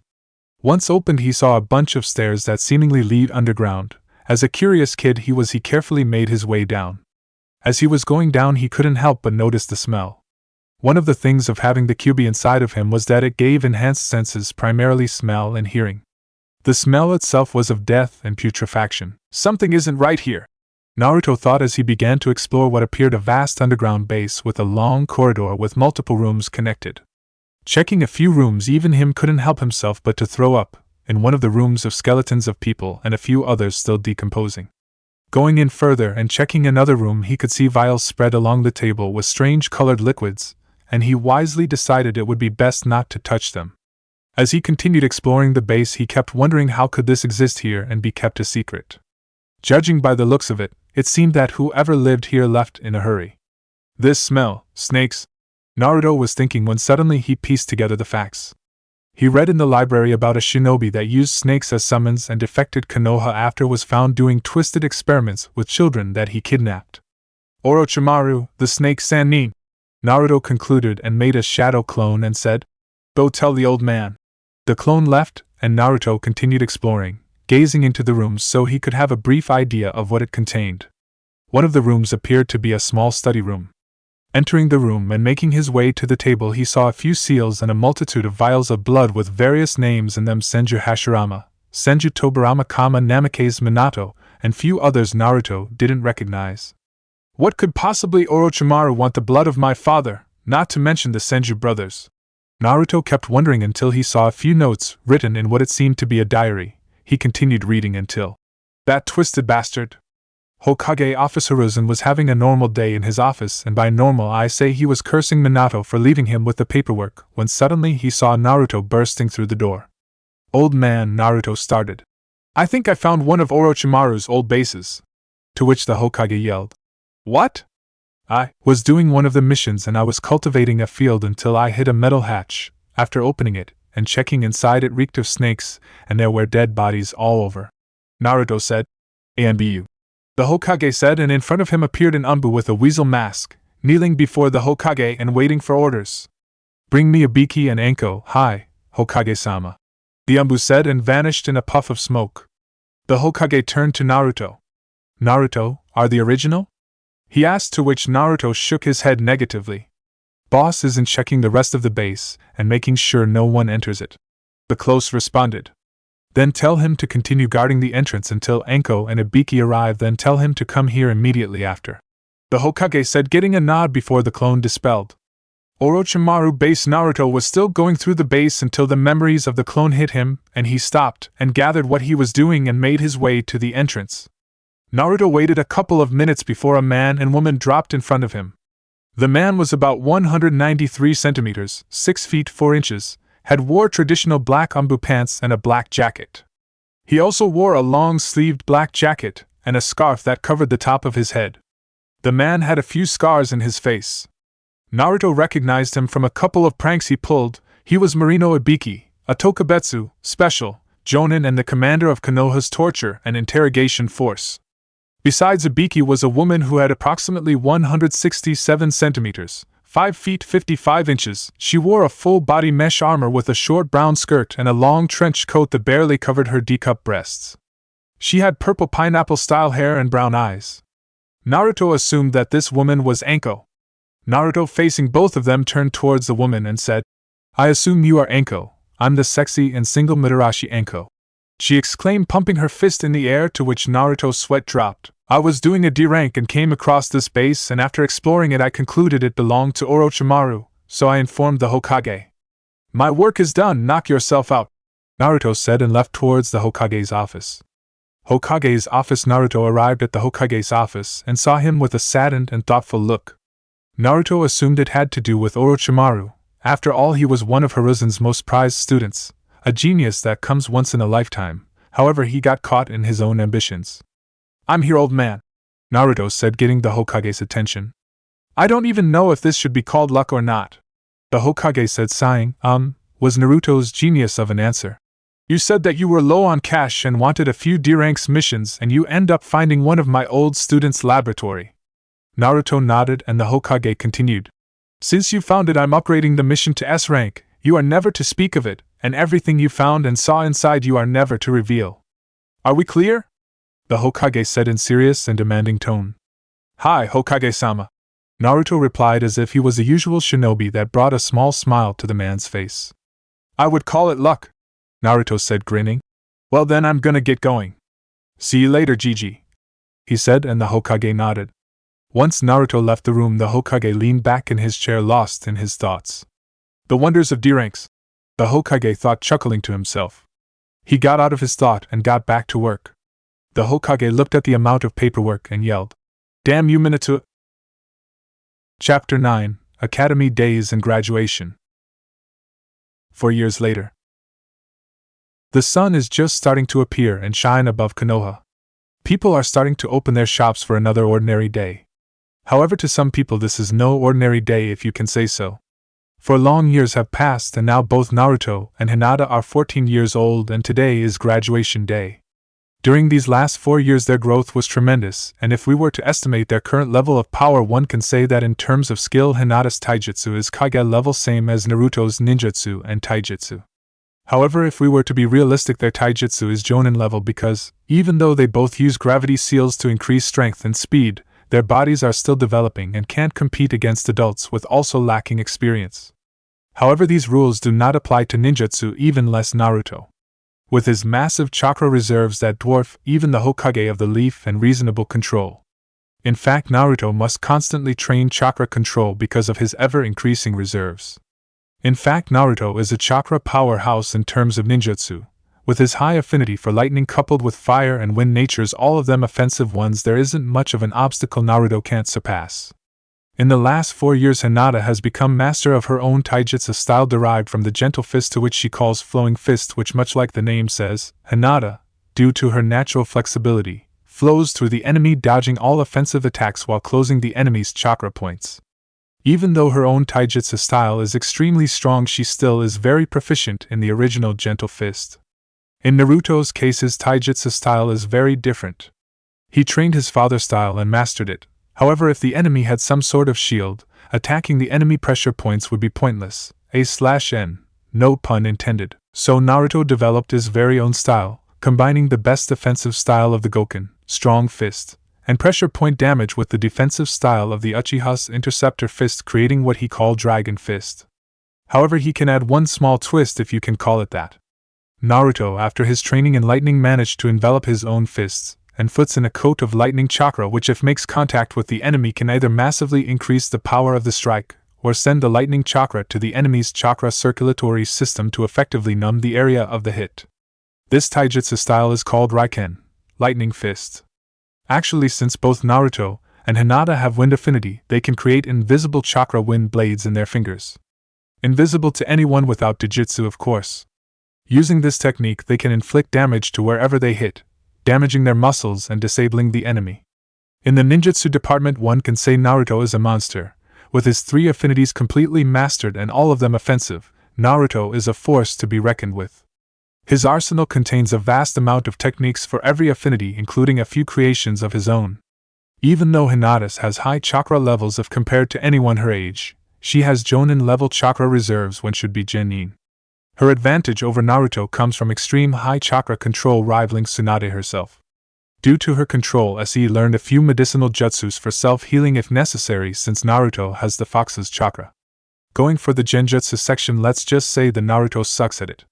The only genjutsu Naruto is even able to cast without the Sharingan activated is Kokwanji no Jutsu, Bringer of Darkness, a genjutsu created by the Nidaime Hokage and considered a kenjutsu due to the fact that even after activated it continues to drain chakra constantly. If we check Hinata, due her control, she can pretty much use all genjutsu she knows but restrains from using the Kokwanji no Jutsu, Bringer of Darkness, since she can't spend such amount of chakra. In the weapons section, both of them are extremely masterful with kunais, shurikens and saman, but also kenjutsu. Naruto named the style he and Hinata learned Issei no Ryuken, Dragon's Cry sword style, A/N, not my style, read it somewhere. Since the fact their shinobi life is about to begin, Naruto had previously forged their own swords. Naruto's sword was a Chikuto, straight single-edged sword, created with chakra metal for his lightning affinity. It was 20 inches long without hilt. The handle was dark orange with black stripes, and in the center the Uzumaki swirl. A/N, check profile for image. Hinata has a similar sword, being the handle in lavender color. In Fuinjutsu, Naruto truly honors the Uzumaki clan. His ingenuity in the art of Fuinjutsu truly is amazing. Naruto is officially a level 10 seal master. Level 10 of 10. Actually, Naruto even has some of his own creations and is currently working on his father's Hiraishin technique. However, the Shiki formula of the Hiraishin must be created for its own user, so Naruto cannot use his father's kunais. Since the Shiki formula is tied to the user's blood, Naruto has to admit that his father truly was magnificent in creating such a simple yet complex technique. Hinata also has training in Fuinjutsu, but not so extensive as Naruto. since Naruto used his shadow clone army to pretty much devour every book. In fact, I believe that Naruto managed to read almost every book in the library. One might not believe it, but Naruto focused a lot of shadow clones in politics and laws of Konoha, since he would have to, one day, put up with the council. In the last section we have medical training. Neither of them have extensive medical training. Hinata can use a few simple techniques to heal superficial wounds. However, both of them have pretty good grasp of poisons and antidotes, but also human anatomy. It's in here that the Senbon come into play. Naruto can use Senbon to mix with his pressure point taijutsu if necessary, but also coat the Senbon with paralyzing or killing poison of his own creation. All in all, both Naruto and Hinata are extremely skilled and resourceful shinobi, even though they are actually civilians. However, any civilian that can use chakra can be considered a shinobi. Graduation day. Naruto's house. The sun was coming up, its beams breaking through the window. Naruto was peacefully sleeping but began to stir as the sun started shining through the room. Looking down, he saw what most likely was an angel. Hinata was sleeping with her head in his chest, the sun hitting her pale skin making her glow almost like a goddess. Kissing her in the forehead, she started to stir and yawning. Tempted to open her eyes, she noticed a hand slowly caressing her hair. She knew it was Naruto. She didn't want to leave his warmth and tried to snuggle closer to him, burying her face in his chest. Naruto, seeing this, chuckled. "Hina-chan," he started. "We have to get up, don't forget it's graduation day," he said as he made a kage bushin to go make breakfast. "I don't want to get up," she pouted. "You are required to be my pillow," she stated, to which he smirked. Pulling her chin up, he slowly placed a kiss in her lips, waking up his sleeping beauty. "Come on now, Haim," he said, rolling both of them with him on top of her. He placed a few kisses along her neck, making her giggle. "Fine," she said, finally agreeing with the blonde. Getting up and starting to get dressed. "Hina-chan, it's time," he said, and Hinata nodded. Today was the day their masks would come off. They were more than powerful enough to protect themselves and let the world see who they really were. Of course, they wouldn't show off to the world, but the dead lass, Dobe, loud-mouthed blonde, and the shy and kind Hinata were no more. Naruto now was about 165 centimeters, 5 feet 4 inches, and had 2 fangs of blonde hair that framed his face. He wore orange baggy pants with black flames in the bottom with white strapping in his right leg. He had white jacket with orange endings and mid-length black sleeves. In the back of the jacket it had kanji 49. He wore black fingerless gloves with metal on the back of the hand, and in each wrist bracelets with storage seals for kunai, shuriken, Senbon, and his sword and small belt with numerous other scrolls. Anyone who saw him now wouldn't even recognize him. Hinata was slightly shorter than him, but if we would compare to the rest of the class, she would one of the tallest person there. She wore black pants with white strappings holding kunai pouch and a white bulky jacket with white fur. She also has a lavender piece of cloth tied in her forehead, a gift from Naruto. A/N, like canon in part 1 without Hyuga clan symbol. "You look handsome, Naruto," she said in a sweet voice that sent shivers to the blonde. "Boss, breakfast is ready," the clone said, and brought milk and cereals, bacon and eggs for breakfast. They both silently ate and started preparing for the last day in the academy. Thank Kami, Naruto thought. After breakfast, both left the house and headed towards the academy. Hinata was wrapped around Naruto's right arm. It didn't matter anymore who saw them. It was the beginning of their shinobi careers. The walk was rather calm. Many of the villagers didn't even recognize Naruto. Arriving at the academy, they realized it was a bit earlier. They made their way to the back of the classroom and sit waiting for their classmates and sensei. Soon after their arrival, the classroom started filling, and moments later entered the almighty Uchiha Sasuke, followed of course by his horde of horny fangirls. Sasuke scanned the room and spotted both Hinata and someone with her. Discarding it, he made his way to the first row and took the seat by the windows so he could gaze outside when bored. Moments later, Yumino Irika walked thought the door. Said person had black pants and standard Chunin flat jacket. He had brown hair tied in a ponytail and large scar across his nose. "Good morning, class," he said. Checking the classroom and noticing he didn't get their attention, he used his patented big head jutsu and yelled, "Silence." Everyone quieted down. Irika started calling his students to mark their presence, until he reached Uzumaki Naruto. Naruto was about to answer when another one beat him to it. "Looks like Dobe failing again," Sasuke said, getting laughs from everyone. "Are you all blind?" a voice from the back of the classroom said. Getting everyone's attention and looking at him like he was a ghost, he said, "Yo, waving his hand. Present, Iruka-sensei. Everyone was blinking at said person, still processing that he was Naruto. And Naruto? The pink banshee, K? Asakura asked. The one and only, he said with his foxy grin. The whole class looked at the new look and was a vast improvement over the old one. Gotta say the new outfit looked pretty good. Iruka snapped over the surprise and finished his list. As you all know, Iruka started. Today is your graduation exam. At the end of the today, those who pass will become shinobi of the leaf. We will start with written exam, followed by weapons, taijutsu, and finally ninjutsu. Now let's begin, Iruka said and started handing out the exams.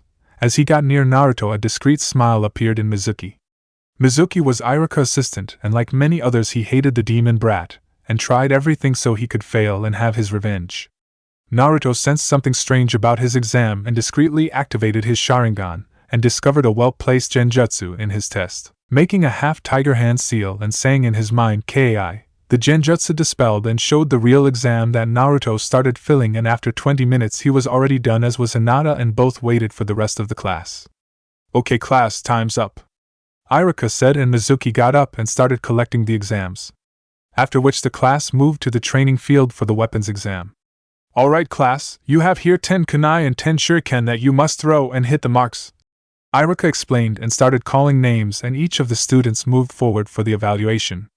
Uchiha Sasuke, Iruka called, and suddenly every fangirl was yelling. Sasuke is the best. Go Sasuke, show them. Hinata seeing this rolled her eyes and thought. And they called themselves shinobi, Sasuke doesn't even care about them. Sasuke picked up the weapons and expertly threw them at the same time like the elite he was. Every single kunai HT dead center in the dummies, as well most of the shuriken except one that missed the high scoring area. Well done Sasuke, you got 19 out of 20. Iruka said, and the fangirl group went wild. Sasuke was going back to his place and bumping Naruto said, Beat that dope. Uzumaki Naruto, Iruka called. The blonde simply took the weapons and realized that they were blunt, simply shrugging it off and discreetly channeling a bit of lightning chakra through them so they would stick to the dummy. He threw them all at the same time, hitting every single target dead center. Iruka eyes widened. Giga J job Naruto, you got perfect score 20 out of 20. Iruka said, congratulating him. The fangirls of course started yelling that Naruto cheated, and Sasuke simply scowled the blonde. Hyuga Hinata, Iruka called. Hinata, much like Naruto, walked up and picked up the weapons and without flinching effortlessly threw them, hitting every single target like Naruto. Iruka jaw dropped. What is up today? Hinata never was good in weapons. Congratulating Hinata, Iruka finished the rest of the class and moved to the taijutsu exam. Okay class, for the next exam you must hold your ground against Mizuki for 2 minutes. Mizuki won't go very much on the offensive, but be prepared, Iruka explained. Uzumaki Naruto, Iruka called. Finally, I get my hands on the demon, Mizuki thought. Naruto, seeing the twisted smile in Mizuki's face, decided to make him suffer a little bit. Taking his stance, knees bent with right leg slightly forward. Right arm extended forward with right palm facing the enemy while the left arm coiled near the waist. Iruka eyes widened when he recognized the stance. But that's the gentle fist stance, Iruka said. Poor Dobe, he even doesn't know what he's doing, Sasuke said, getting laughs from the rest of the class. Looks like Naruto is going to play around for a little bit, Hinata thought with a giggle. Hajime start, Iruka said, and immediately Mizuki shot forward with a closed fist trying to punch him. Naruto slightly grabbed his fist and turned to dodge. Seeing Mizuki stumble forward, Naruto slightly touched Mizuki's shoulder, closing one tenketsu, disabling his left arm. What did you do to me? Mizuki asked, enraged as he couldn't feel his left arm. I closed the main chakra point in your left shoulder, disabling your arm. It's over, you can't win, Naruto explained. But how? You don't have the Byakugan, Iruka said. How in the world could Naruto be able to close tenketsus? True, however the chakra points are fixed in the enemy's network, so I can remember where they are and estimate their location seeing my enemy. After that I send a small burst of chakra for area of effect, since I can't actually know exactly where the chakra point is. But nonetheless it works, Naruto explained. He got surprised faces from everyone minus Hinata. To think it's possible to use gentle fist without their jujitsu, Iruka thought. You damn brat, you are going to pay, Mizuki said and pushed forward blindly. As he came close to Naruto he simply smirked and said, You are in my field of divination. 2 palms, 4 palms, 8 palms, 16 palms, 32 palms. Hack Rokujinshu, Naruto said, finishing his attack, sending Mizuki crashing to the wall and leaving him unconscious. Naruto left the ring area with everyone staring at him. He just pulled a main house secret technique of the Hyuga clan. Cheater, the fangirls yelled. How can that dope defeat a Chunin? That power should belong to me, an elite. Sasuke thought, brooding in his spot. Iruka gave everyone 30 minutes interval while he picked up and took Mizuki to the infirmary. Alright, since Naruto knocked out Mizuki, we are going to have the students fight in one-on-one while I observe. Iruka explained. Hyuga Hinata versus Yamanaka Ino. Iruka called out. Poor girl, try to don't get hurt, Hinata. Ino taunted, to which Hinata rolled her eyes. It was time to show them who they were. Hajime. Ino quickly dashed forward. Hinata simply raised her right hand, aiming for Ino. Channeling chakra to her palm, she said. Hack Kushu air palm. A blast of air was sent and hit Ino dead center in her chest, throwing her out of the ring and onto the ground, leaving her unconscious. You cheated, ITS taijutsu only. Sakura screeched, making everyone bring their hands to their ears. That attack is considered taijutsu, sorry. Hinata explained. What in the world is going here? Hinata was never that good at taijutsu and Naruto always seemed like a street brawler. Iruka thought. Iruka picked Ino up and did quick check-up on her, and left her leaned against a wall waiting for her to wake up so she can pit it against someone, since he didn't see her do much. After the taijutsu exam was over, everyone went inside the classroom while Iruka called which student individually for the ninjutsu portion. Uzumaki Naruto. Iruka called and Naruto got up and made his down the stairs and stood in front of the classroom facing Iruka.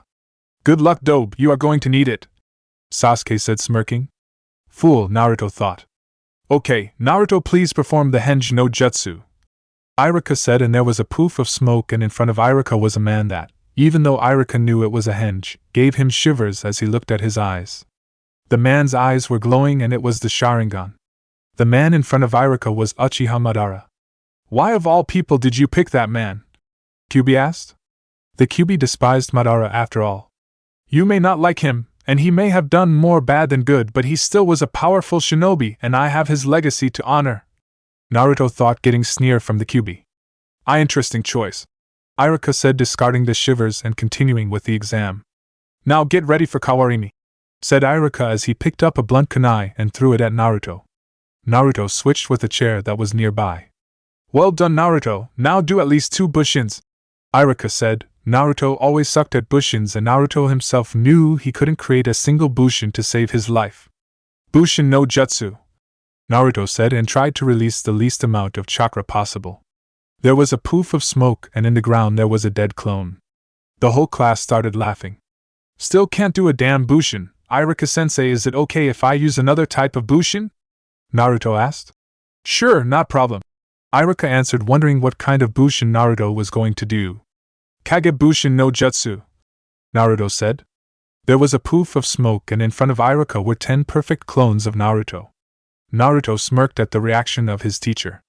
Iruka jaw dropped seeing Naruto pulling in B-rank Kinjutsu. Wow, Naruto, Kage bushin is a Jonin level bushin, congratulations, you pass, Iruka said. Naruto smirked and picked his high-tie in black and tied it around his forehead. Hinata went shortly after and she too aced the exam. However, she could do perfect bushins unlike poor Naruto. Okay class, the exams are over, congratulations to everyone that passed. This year's Rookie of the Year is Uzumaki Naruto and top Kunoichi is Hyuga Hinata, Iruka said, happy that Naruto passed, and not only that, he was Rookie of the Year. What? Kiba yelled. How can the dead last be Rookie of the Year? He asked. Very simple, both Naruto and Hinata aced the written exam, got perfect scores in the weapons exam, but also taijutsu and ninjutsu, Iruka explained. Is nothing but a loser. I'm an Uchiha, an elite. I demand a duel between us for the title, Sasuke said. It's your choice, Naruto, Iruka said. Let's go outside, Baka, Naruto said, and Sasuke smirked, thinking he could take him on. Hinata just shook her head, knowing where this was going. That idiot is going to end up in the hospital. Everyone left the classroom and came to the training ground. Naruto and Sasuke stepped inside the ring facing each other, each one doing half tiger seals, signifying they were ready for battle. Now this is a duel for title of Rookie of the Year, you can use anything. However, no crippling or killing strike, understood? Iruka said. Getting nods from both of them, he said, Hajime. Deciding to prove his superiority, and intending to end this match quickly, Sasuke dashed forward and throwing him a punch. Naruto simply sidestepped the punch. He brought his knee and hit Sasuke's stomach. Sasuke bent forward from the strike, giving Naruto opportunity to give a chop in the back of his neck, leaving him unconscious on the ground. It's done! Naruto said, and of course the fangirls started yelling that Naruto cheated. Congratulations, Naruto, you are Rookie of the Year along with Hinata, Iruka said, and both Naruto and Hinata left the academy with her wrapped around his arm. Of course, Kiba, seeing this, got mad that Naruto was leaving with his Hinata. However, the rest of the class just kept wondering what happened today. Everyone except Shikamaru that always suspected that Naruto was hiding his true strength. Shikamaru may look lazy and unfocused, but he is also extremely intelligent and observant. Naruto and Hinata were walking together, going to have dinner out as a celebration for graduating and becoming shinobi of the leaf.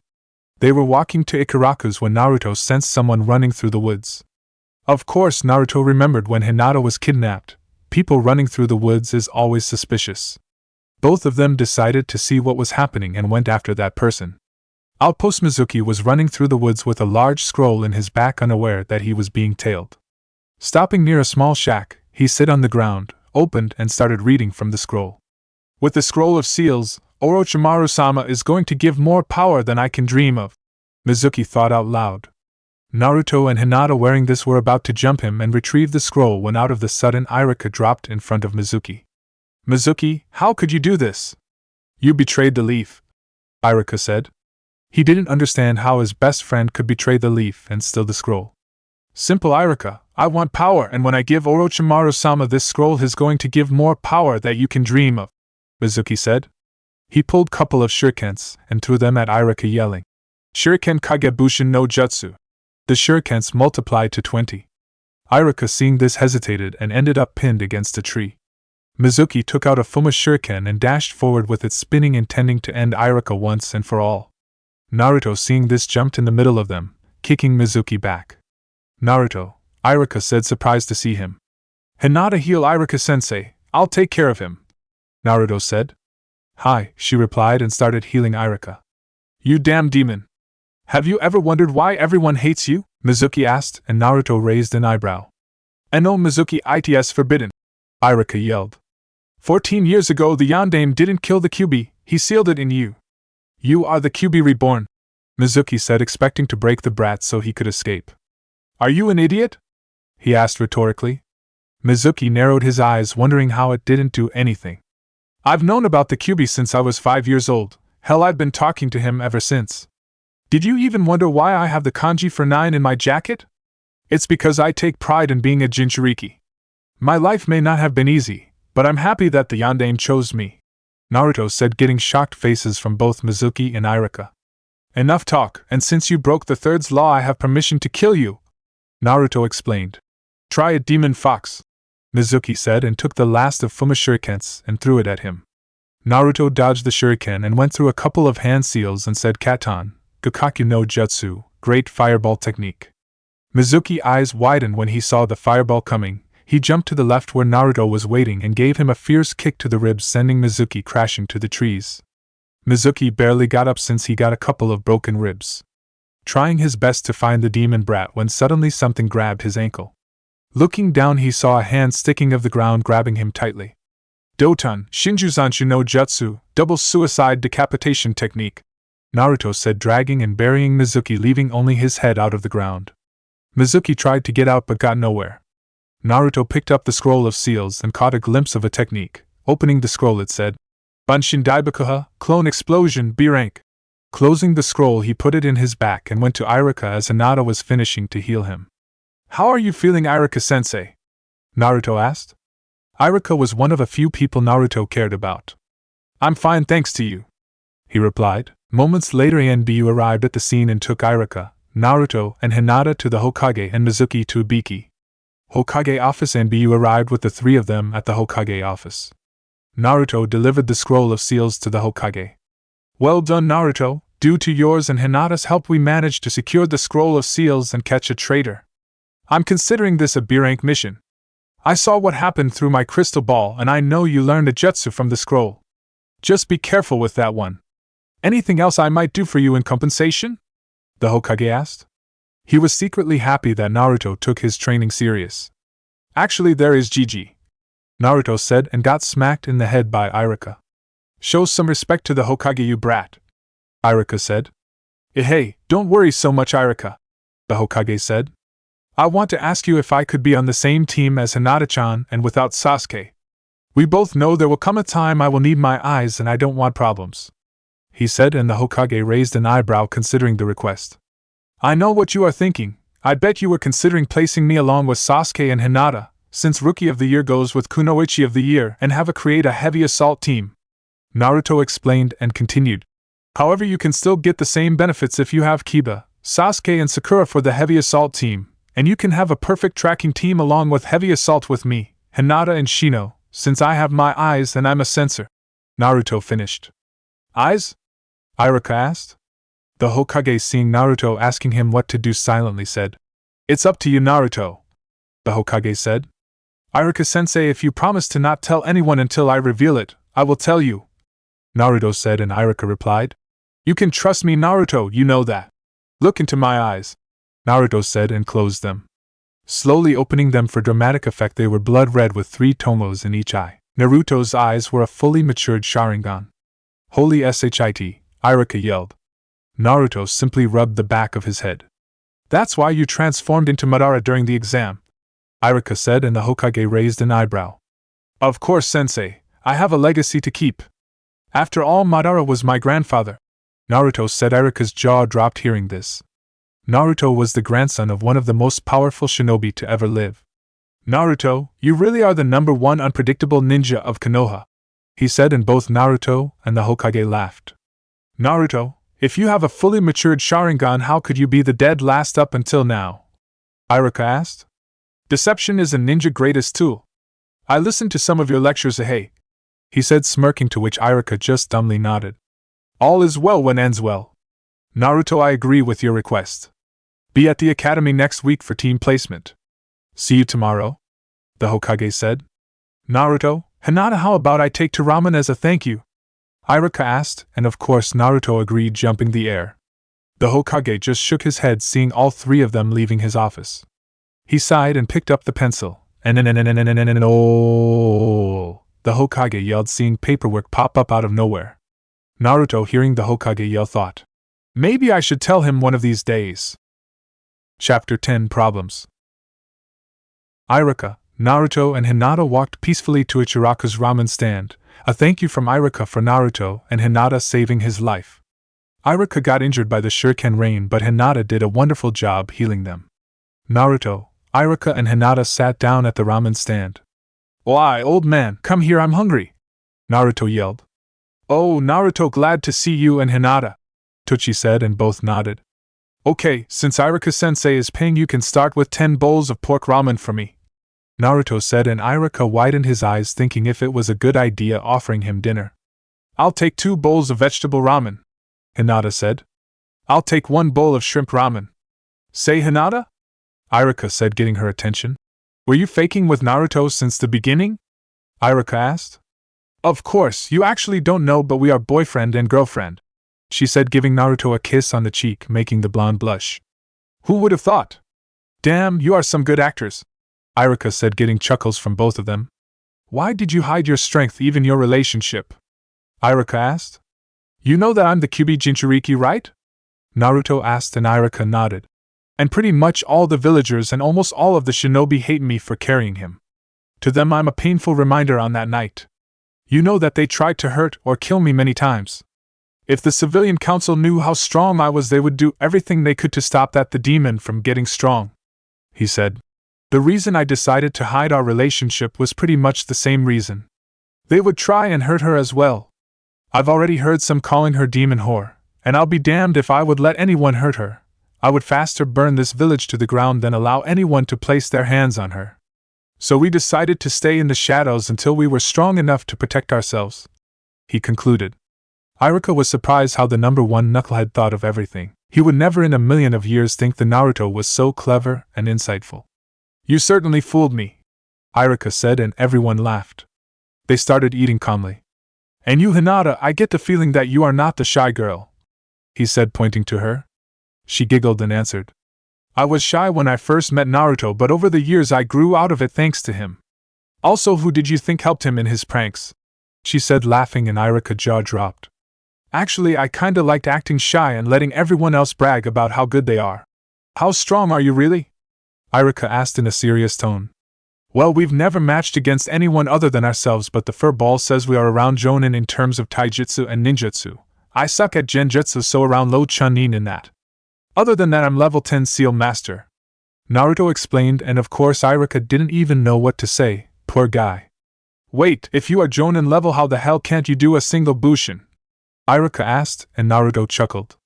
Well, you see, one side effect of having a bija sealed in you when you are young is that you tend to develop large chakra reserves.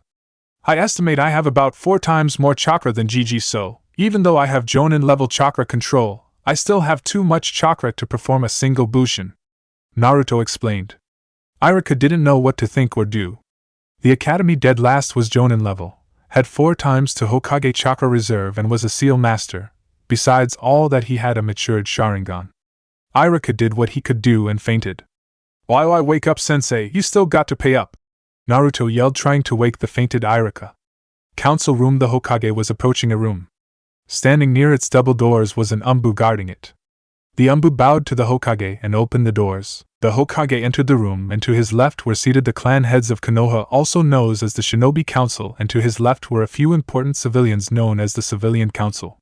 Near the Shinobi Council were also seated 3 people. They were Mitokado Hamura, Udatane Koharu, and Shimura Danzo. They were former teammates to the Hokage in his genin days and are currently his advisors or elders. The Hokage made his way through the room and sat in a small table in front of the Konoha Council. Good evening to everyone. Now, may I know the reason why the council has been summoned? The Hokage asked in a bored tone. After dealing with all the paperwork, he still has to put up with the damn council. Yes, Hokage-sama, said one merchant of the civilian council as he stood up. We heard that the Dem. Uzumaki Naruto graduated from the academy. You cannot allow him to become a shinobi, he's too dangerous, he said. The Hokage sighed. He knew that this day would come. Naruto is not dangerous, he's already proven to be a loyal shinobi, but also graduated as Rookie of the Year along with Hinata, the Hokage said, and Hayashi raised an eyebrow hearing Hinata was Kunoichi of Year. This year's batch must be weak, to think that she was the best, Hayashi thought. He's clearly a demon, he stole the Rookie of the Year title from the Uchiha-sama. A pink banshee yelled, making everyone shiver from her freakish high-pitched voice. You should choose your words carefully, civilian, the Hokage said, raising his ki, making her sweat. My law is still in effect. But Hokage-sama, you cannot allow him near the clan heirs, he could hurt them all, a fat merchant said, while the shinobi side rolled their eyes. Enough, the Hokage said in a serious tone. Many of you civilians may not know, but Naruto has already saved his village today, he said, getting confused looks from everyone. As you don't know, today one of the academy teachers, Mizuki, broke into the Hokage's vault and stole the scroll of seals.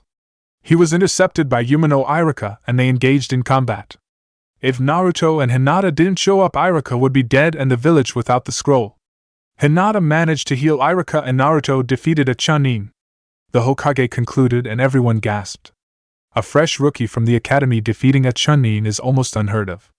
You see, Hokage-sama, he's already becoming too powerful. We must kill him now and finish what the Yondaime started, the fat merchant said, trying to reason with the Hokage and put an end to the demon. You keep forgetting that this is a shinobi village and I, the Hokage, am in command of my forces. My word is law, remember well.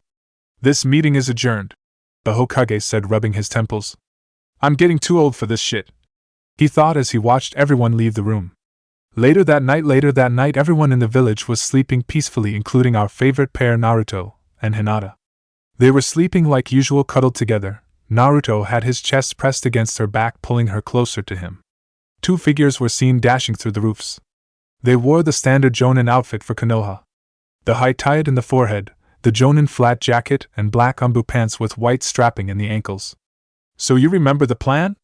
One of the Jonins asked, getting a nod from the other.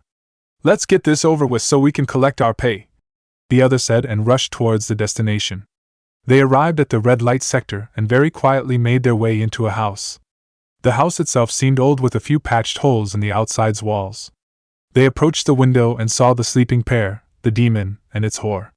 They decided to make entrance through the roof, seeing that their bed was too close to the window. They quickly and stealthily entered the house and made their way into their bedroom. They were approaching their bed and one said, "This is your end, demon," and quickly drove 2 kunais through both of their chests. The Jonin smiled in victory until there was a poof of smoke and reveled 2 logs with kunais. They turned around and didn't like very much the view. They saw a Sharingan blazing and the Byakugan activated. "Oh, the demon has the Sharingan. He probably stole it when he killed the Uchiha clan. Let's kill them," one of the Jonin said and dashed to the pair.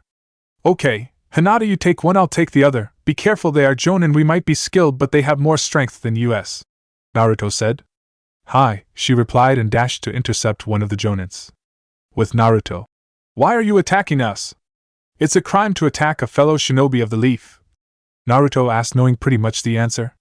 "You no partner to us, die demon," the Jonin responded and took the kunai and slashed horizontally. Naruto ducked, and using his foot he stroked the Jonin foot, making him tumble forward. Using his momentum, Naruto lifted his knee and managed to strike him in the gut. The Jonin quickly recovered and jumped back. "Not bad, demon, let's take this up a notch," the Jonin said and quickly made a few hand signs and yelled, "Doton Tsuchi no Yoroi, Earth-style earth armor," and enveloped his body in strong earth shell.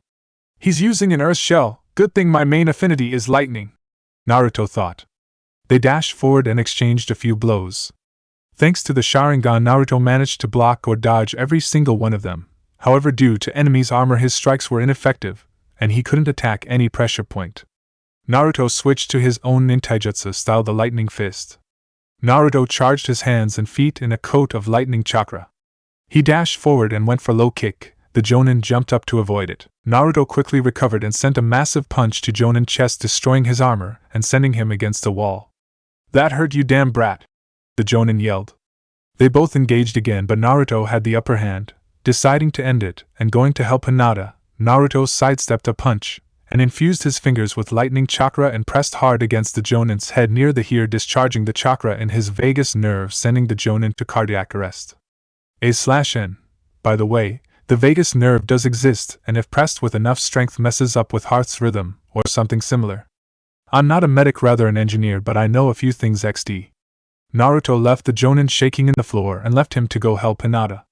He turned around to see Hinata having the upper hand until she made a mistake, and the Jonin took the opportunity and went for a horizontal slash. "Hinata," Naruto yelled. He deactivated his gravity seal and dashed at the top of his speed to help her. Knowing that he wouldn't reach her in time, he did the only thing he could and substituted himself with her. Naruto, now in the place of Hinata, was seeing the blade coming closer and closer. His Sharingan could be seen as a curse, for it was showing his death in slow motion.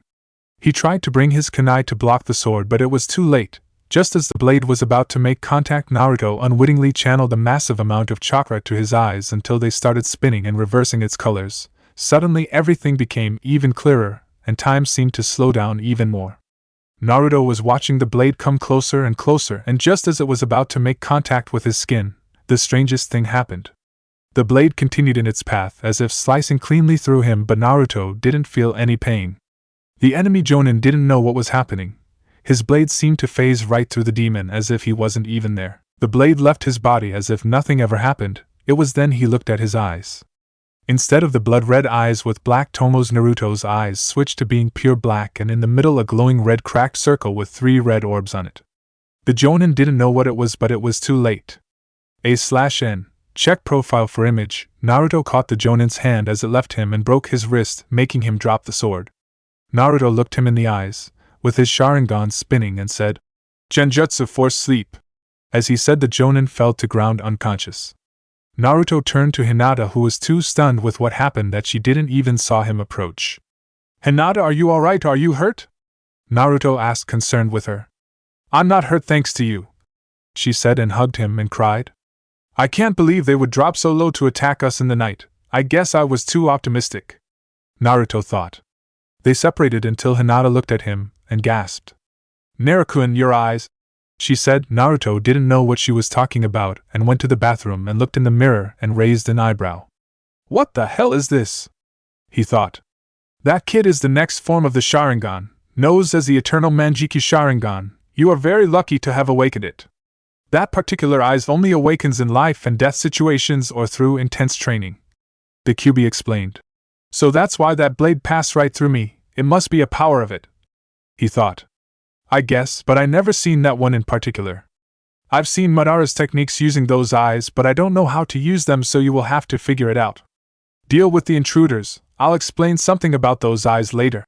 The QB said, and Naruto nodded and quickly went to Jonin that survived and tied him up, placing a chakra restricting seal in him. Couple of minutes later, the body of the dead Jonin was sealed in a scroll that Naruto would later take to the Hokage. He picked up a glass of water and splashed it on the Jonin's face, awaking him. Hi there, buddy, let's talk now, Naruto said in a sweet voice that sent shivers even to Hinata that had her Byakugan active to see if he would lie. Damn demon, I'm not saying anything, you might as well kill me now, the Jonin said, trying to hide his fear at being at the mercy of the demon after trying to kill his lover.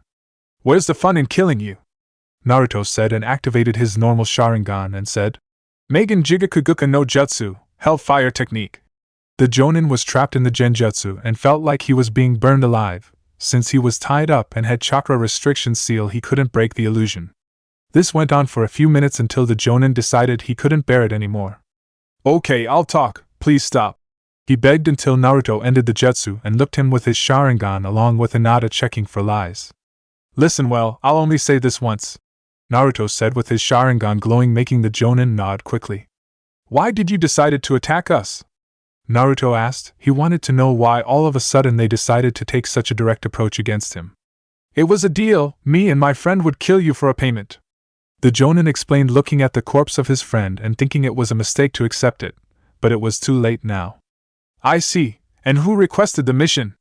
The Jonin hesitated in telling him who asked for the death of the demon. Naruto deactivated his Sharingan and locked eyes with the Jonin. His cold blue eyes that seemed to penetrate his soul made him flinch. It was Tanokanta, a merchant of this village, and belongs to the civilian council, the Jonin answered, and Naruto already suspected it would have been one of the civilians with wealth enough to wire two Jonins. Hinata, he's telling the truth? Naruto asked, and Hinata nodded. Naruto turned to the tied-up Jonin and smirked. What are you going to do to me? The Jonin asked in a fearful voice. He didn't want any more pain, he preferred a quick death. As much I would like to kill you now, I won't. I'm delivering you to the Hokage tomorrow morning with your friend over there, and after that I'm calling for the execution of said civilian, Naruto said, and went behind him and knocked him out with a quick chop the neck. What do we do now? Hinata asked. They were too pumped up to sleep now. It's 4 a.m. The Hokage's office opens at 7, so in the meantime I'm placing a few security seals around the house to make sure this doesn't happen again, he said. Naruto went to Hinata and kissed her. He hugged her and whispered, I'm sorry, it's my fault. They were after me, Naruto said. He was sad and mad that the villagers would try to kill even her. It's not your fault. And besides, don't think this is enough to drive me away from you, she replied and gave him a passionate kiss. Thank you, Naruto said, happy to have found the woman he would spend the rest of his life with. Naruto went to the walls and quickly placed security and privacy seals, and a chakra detector seal lock at the door. With his Kagebushin, it only took him around an hour to fully seal his apartment, making sure that whoever tried to break in would have a nasty surprise. They both laid in bed with Hinata snuggled together until she fell asleep in the safety of his arms. This wasn't how he intended to start his day. Naruto drifted off to sleep and went to his mindscape to talk with the Kyuubi. So Kyuubi, what did you want to tell me about my new eyes? Naruto asked, excited to have unlocked the eyes that made Uchiha Madara so powerful. Okay kid, this is going to be a long story, so shut up and listen well, the Kyuubi said, and Naruto nodded. It all began a few thousand years ago. The human race was living peacefully among each other until one day a fearsome beast appeared. No one knows where it originated, but it was too powerful for humans to defeat. Many thought it was a punishment from the gods. The beast itself had 10 tails and was known as the Jubi, 10 tails. Nothing seemed to be able to stop until a man appeared and faced the beast alone. The man managed to defeat the beast by sealing it inside his own body. He would later be known as the Rikuta Sannin, the father of all ninjutsu. The man was hailed as a hero for defeating the beast and was considered by all a god among men. However, he aged and sooner or later came to his old age. Knowing that in his death the beast would be set free, he split its chakra in 9, thus creating what you know now as the 9-tailed beasts, going from one tail to me, the 9 tails. You are with me so far? The Kyuubi asked. Seeing Naruto nod, he continued. During his life, the Rikuta Sennin had 2 sons. The older son received his eyes and founded the Uchiha clan, while the younger one received his body strength and was the progenitor of the Senju clan. In his deathbed, Rikuta Sennin had to choose which of his sons would carry on his legacy. Due to the younger son's ideals, he chose him. However, this didn't agree with his brother. His older brother thought that since he was the eldest, it should be him to lead the world in his father's place. Angered at his younger brother and father, he tried to fight his brother for the place, but he lost. Having lost, he realized that he needed to gather more forces and end the Senju line before it even began. But he realized that being alone it would take too long to build a clan, so he did a blood ritual to transform, so to speak, ordinary civilians into Uchihas. Okay, the story ends here. You understood everything? The Kyuubi asked, and Naruto replied, Yes, I think I got it. The Rikuta had 2 sons, and older one did blood ritual to increase his clan faster so that he could defeat the Senju brother. That's right. Now about your eye. You see, the descendants of the older brother are pure-blooded Uchihas, while the others that were born out of the ritual were known as half-blooded Uchihas. Nowadays no one even knows that distinction anymore. The key difference between the two is the activation of the Manjikyu. If you were part of the half-blooded side, you would have to kill someone close to you and experience the emotion of that loss in order to awaken it, and, even after awakening it, as you were using your eyes, you were constantly losing sight until becoming permanently blind unless you removed your eyes and placed in its place the eyes of your brother, father, or someone directly related to you. In doing so, you would achieve the eternal Manjikyu Sharingan.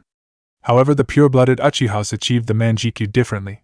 They activated those eyes in the heat of battle and in life and death situations, and when they achieve it, it was already in its eternal form.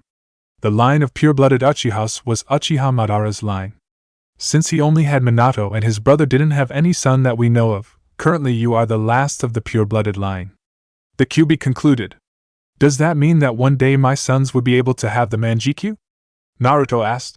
Yes, since the Sharingan gene is dominant, only one of the parents is necessary, and you being pure-blooded, your sons would awaken the Manjikyu in its final form like you.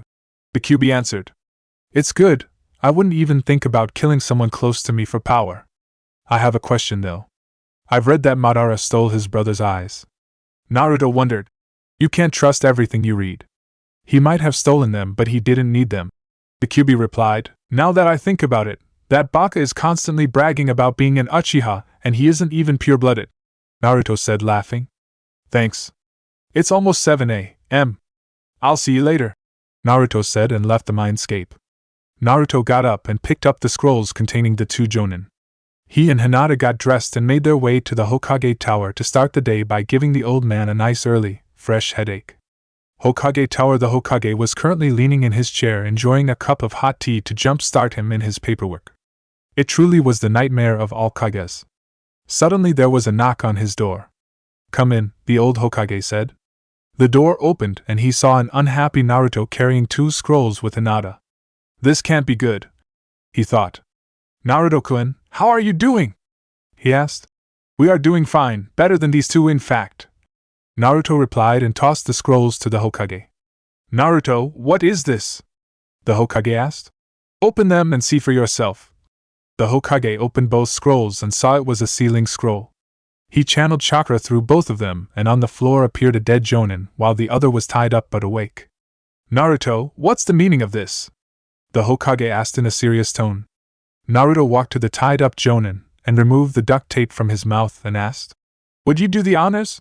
To which the Jonin quickly replied, We were hired by Tenno Kanta to kill the Dem. Naruto didn't allow him to finish the sentence, and it sent him a cold glare with his Sharingan. The man gulped and continued, Uzumaki Naruto. Geez, what a mess. The other is dead, I suppose?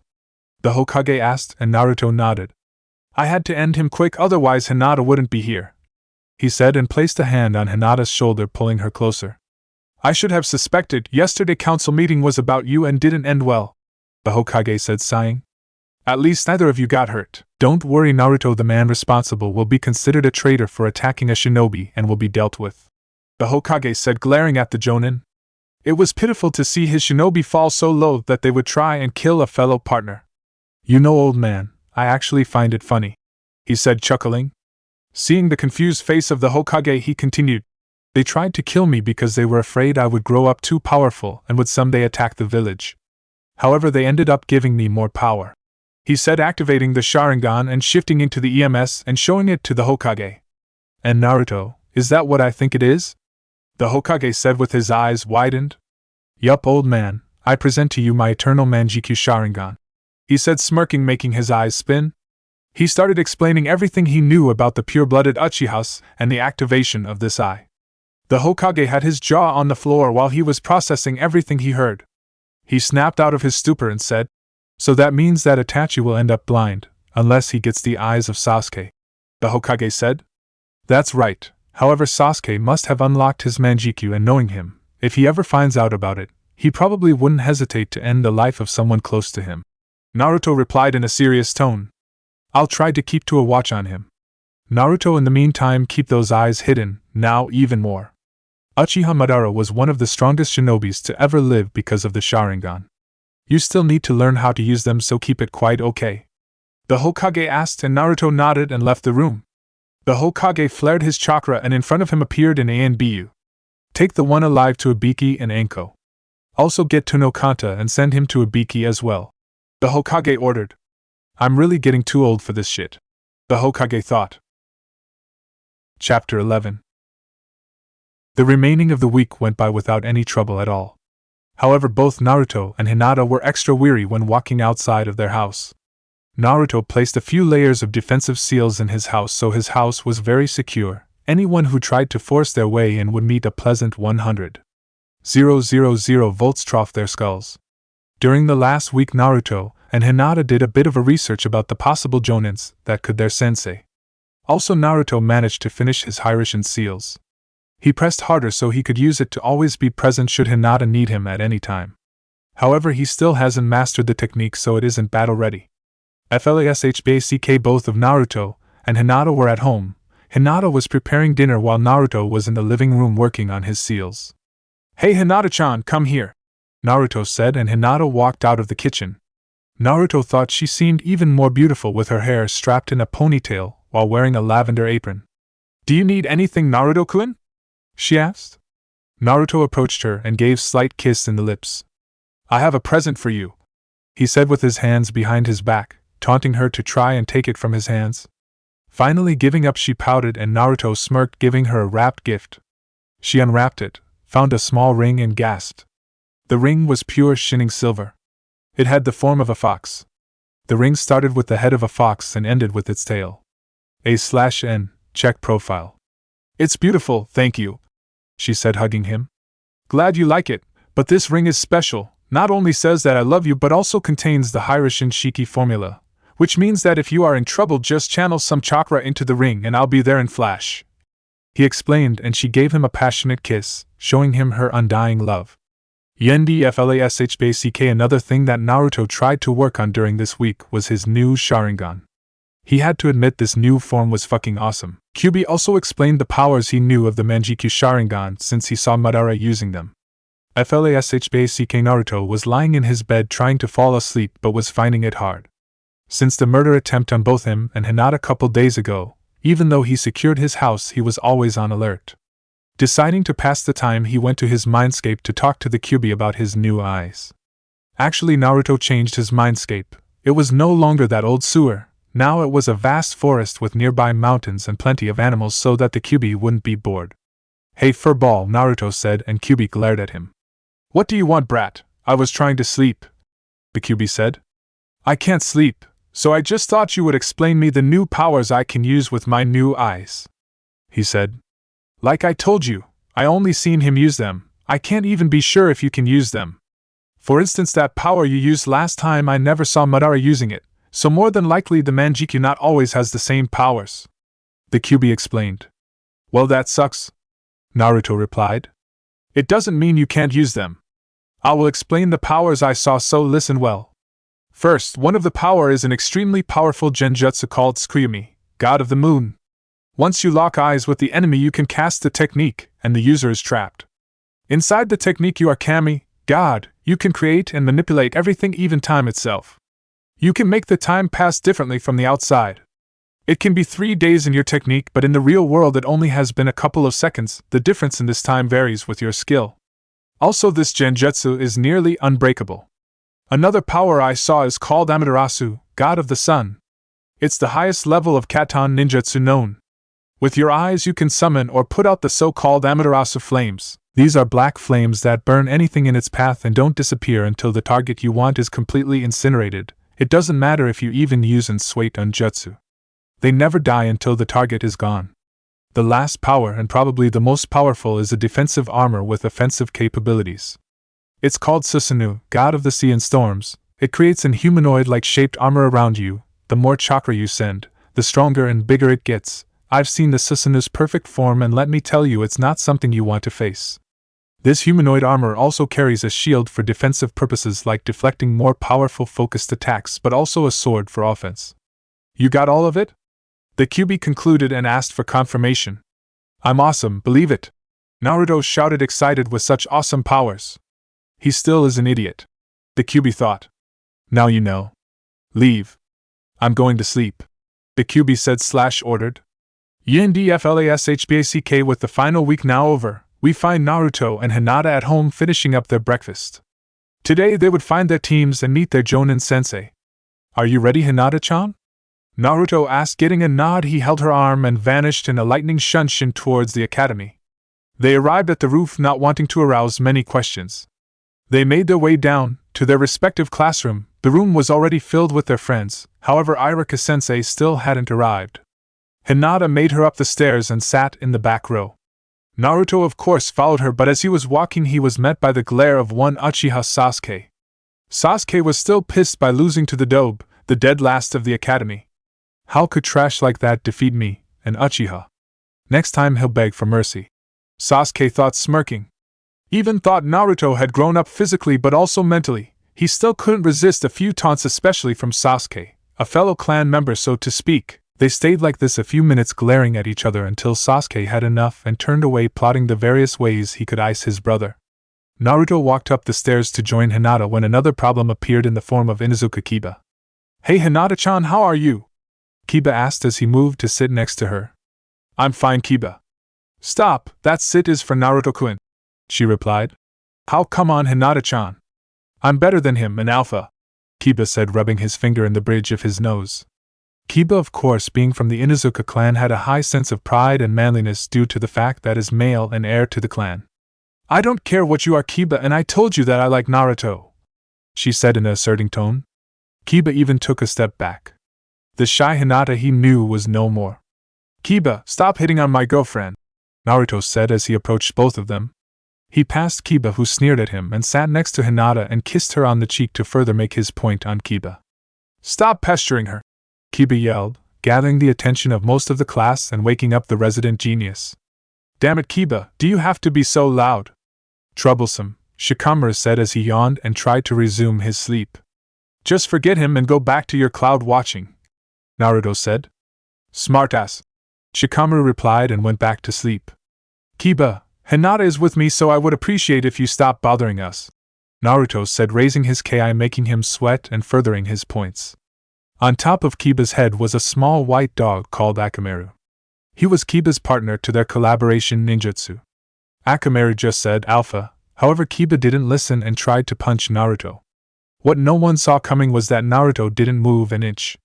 It was Hinata that got up and gave Kiba a juken strike to the chest, leaving him on the ground clutching in pain. Don't you think it was too much, Hina-chan? Naruto whispered to her. I'm tired of him always trying to get me to go out with him. Hinata replied, getting a nod from Naruto. A/N. I'm giving Hinata a bit of her personality from the movie Road to Ninja.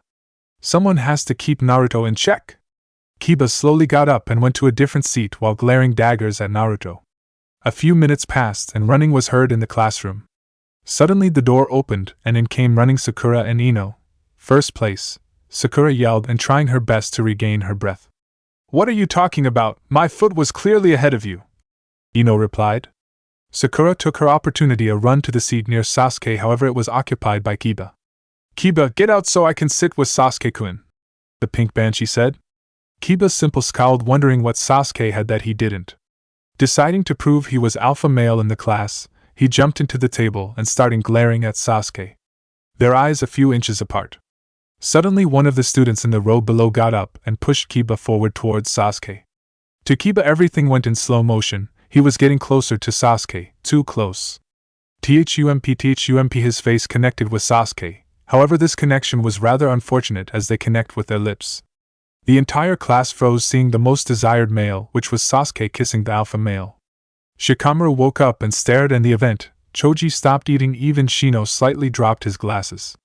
"Looks like Kiba finally found his girl," Naruto said loud enough for everyone to hear. The whole male class laughed at the event except the fangirls who were plotting Kiba's murder. Kiba and Sasuke immediately separated, and quickly enough Kiba received his fate at the ends of the fangirls, leaving him in the ground in a bloody mess.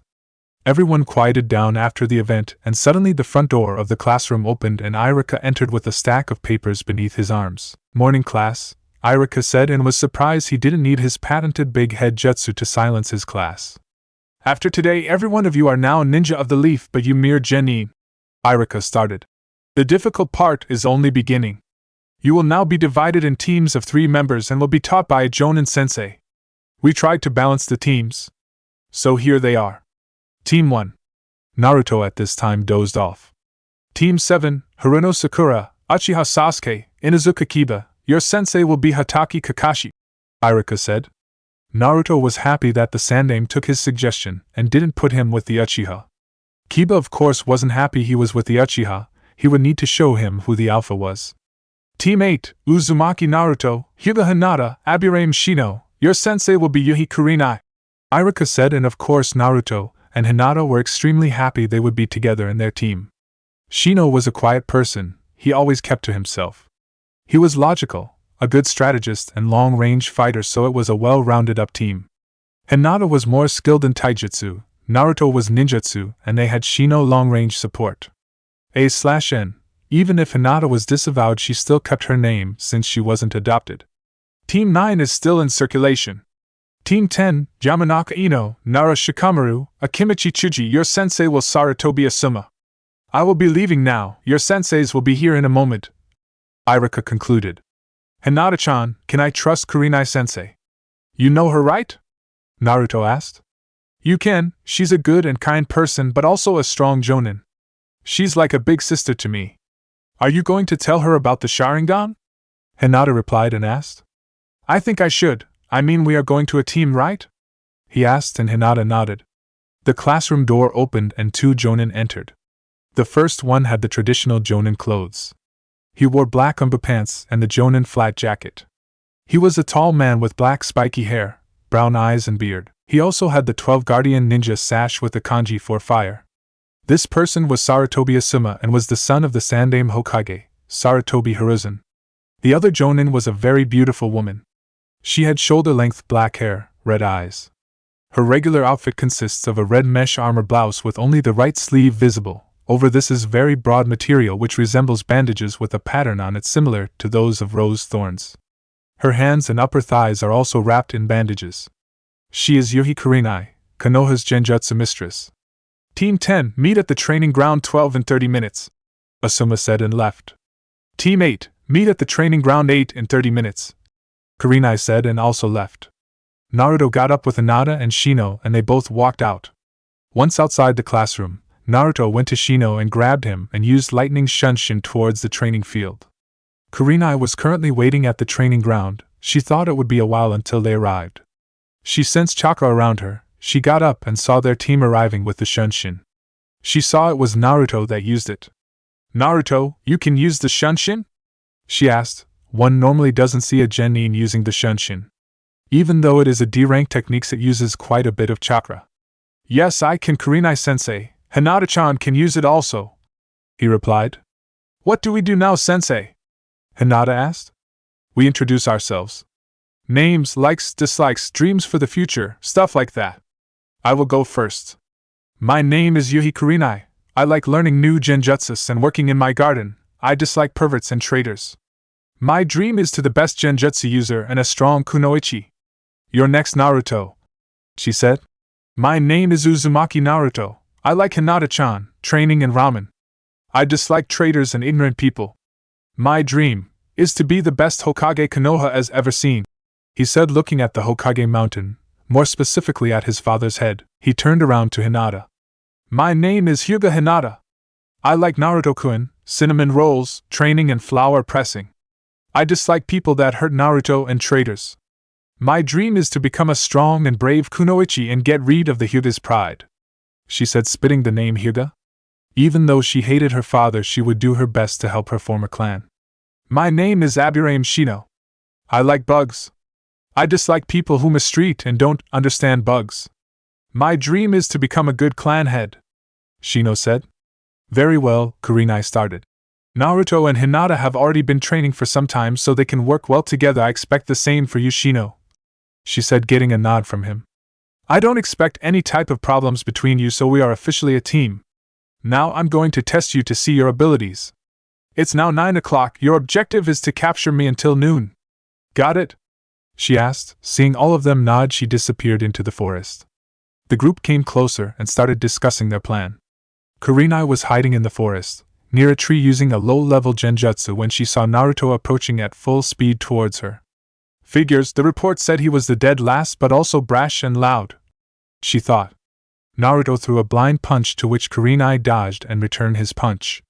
However, to her surprise, her punch went through him, revealing it to be a bug clone. She shook them off and jumped back. She scanned her surroundings and her eyes widened when she saw a fireball coming to her. She jumped to the left where Hinata was and got hit a few times before substituting with a nearby log. Her team regrouped to plot another plan, since the first almost worked. Kurenai was watching even more carefully since she was caught off guard in a henge bug clone. She had a few close chakra points but nothing to major. Kurenai was jumping from tree to tree when against her came a barrage of shuriken. She dodged to the left and engaged with Hinata in taijutsu, noticing she was being overrun. Kurenai jumped back and something caught her ankle. She looked down and saw Naruto pulling her down, trapping her. Naruto jumped off the ground and Kurenai was replaced by a log. Damn, she always escapes, Naruto said. If I used real attacks I could easily win, Naruto thought, disappointed. Kurenai decided to hide herself in a high-ranking genjutsu while she was resting. Their team was no pushover. She felt her chakra almost all gone. Shino's bugs must have been draining her while she was distracted. She snapped out of her thoughts when she heard Suetun Swishuha, exploding water wave. Hinata said. Raitun Jibashi, electromagnetic murder, Naruto said. The combination of this was an electrified wave of water, forcing Kurenai to jump up. Naruto was expecting this, and gave her a drop kick, sending crashing to the ground. Kurenai got up but suddenly was unable to move. She looked around her and heard Fuinjutsu 4-corner trap seal, Naruto said. They finally caught Kurenai, trapped in a trap seal. This technique works by placing a seal in 4 places forming a square. When the target is inside, the user can activate and automatically freeze the enemy in place. Congratulations, you are all very good. Hinata, your taijutsu along with Naruto is impeccable, and so is your ninjutsu. Shino, you provided long-range support, and you drained a good chunk of my chakra. Your clan's skills seem good, but you will need elemental ninjutsu as well. Naruto, I didn't know you knew Fuinjutsu, Kurenai explained. Since we are going to be a team, there are a few things I need to tell you. I believe I can trust you, Kurenai-sensei, and also Shino, Naruto replied, getting nods from both of them. First, Kurenai-sensei already knows this, but not Shino. They say that the Yondaime Hokage killed the Kyuubi, but that is a lie. The Kyuubi cannot be killed. It's true that his physical body can be destroyed, but he would reform later on. Since he couldn't be killed, the Yondaime only choice was to seal him inside a newborn baby. Me? The Kyuubi is trapped here in my gut, Naruto said, a bit hesitant about his reaction. I understand if you want to change teams, Naruto said, looking at Shino. Nonsense, Naruto. For starters, I already knew about the Kyuubi since my bugs could detect its chakra. Besides, I can relate if on a small level. My clan uses bugs that are inside of us as well, so the village always is a bit uncomfortable when dealing with us. Shino in a stoic voice. Thank you, Shino. Just one thing, the Kyuubi, it's a Hinata IT. He's a nice guy once you get to meet him, Naruto said, and Shino raised an eyebrow. Naruto, how can you say he's a good guy? He nearly destroyed the whole village. Kurenai asked, outraged. Sensei, I can't tell you everything, but I can tell you that the Kyuubi was being controlled by the Sharingan, and was forced to attack the village. Naruto said. Kurenai wanted to argue but Naruto wouldn't budge. Speaking of Sharingan, Naruto said and activated his. I'm a Sharingan user. Since we are a team, I'm trusting you with this information. I'd like to keep this a secret until I reveal it. Naruto said and Shino kept his stoic face. However, Kurenai was doing a very good impersonation of a fish out of water. And Naruto, are you an Uchiha? Kurenai asked. I am on my father's side. I'll say no more until I reveal my heritage. Naruto concluded. And you already have it fully matured. Kurenai said. Yup, I awakened when I was 5, and when Minato was kidnapped I killed the kidnapper and got the 3 tomos. Naruto said and Kurenai's jaw hit the ground. Are you saying that you killed a Jonin when you were 6 years old? Kurenai asked. The only thing I can say is it was pure luck. He underestimated me, I paid the price. Naruto explained. Don't worry, Naruto, we will keep it a secret, you can trust us, Shino said. Naruto, I have one question. You obviously are very skilled, so why were you the dead last? Kurenai asked. What do you mean? It's true that I was the dead last during the academy to hide my true strength, but in the last exam I graduated as Rookie of the Year, Naruto said. But I read your report and it said that you were the dead last in everything. Kurenai replied confused. I get it, the person that filled the reports must have been an ignorant, and since I was the QB she filled me as dead last, probably putting Sasuke as Rookie of the Year. It doesn't matter, actually it's even better. Now the enemy will underestimate me, Naruto said and Kurenai just shrugged it off. Okay team, meet here tomorrow at 8 a.m. We will train in the morning and do missions in the afternoon. Kurenai said the day ended with Naruto and Hinata going home, happy that both of them were on the same team.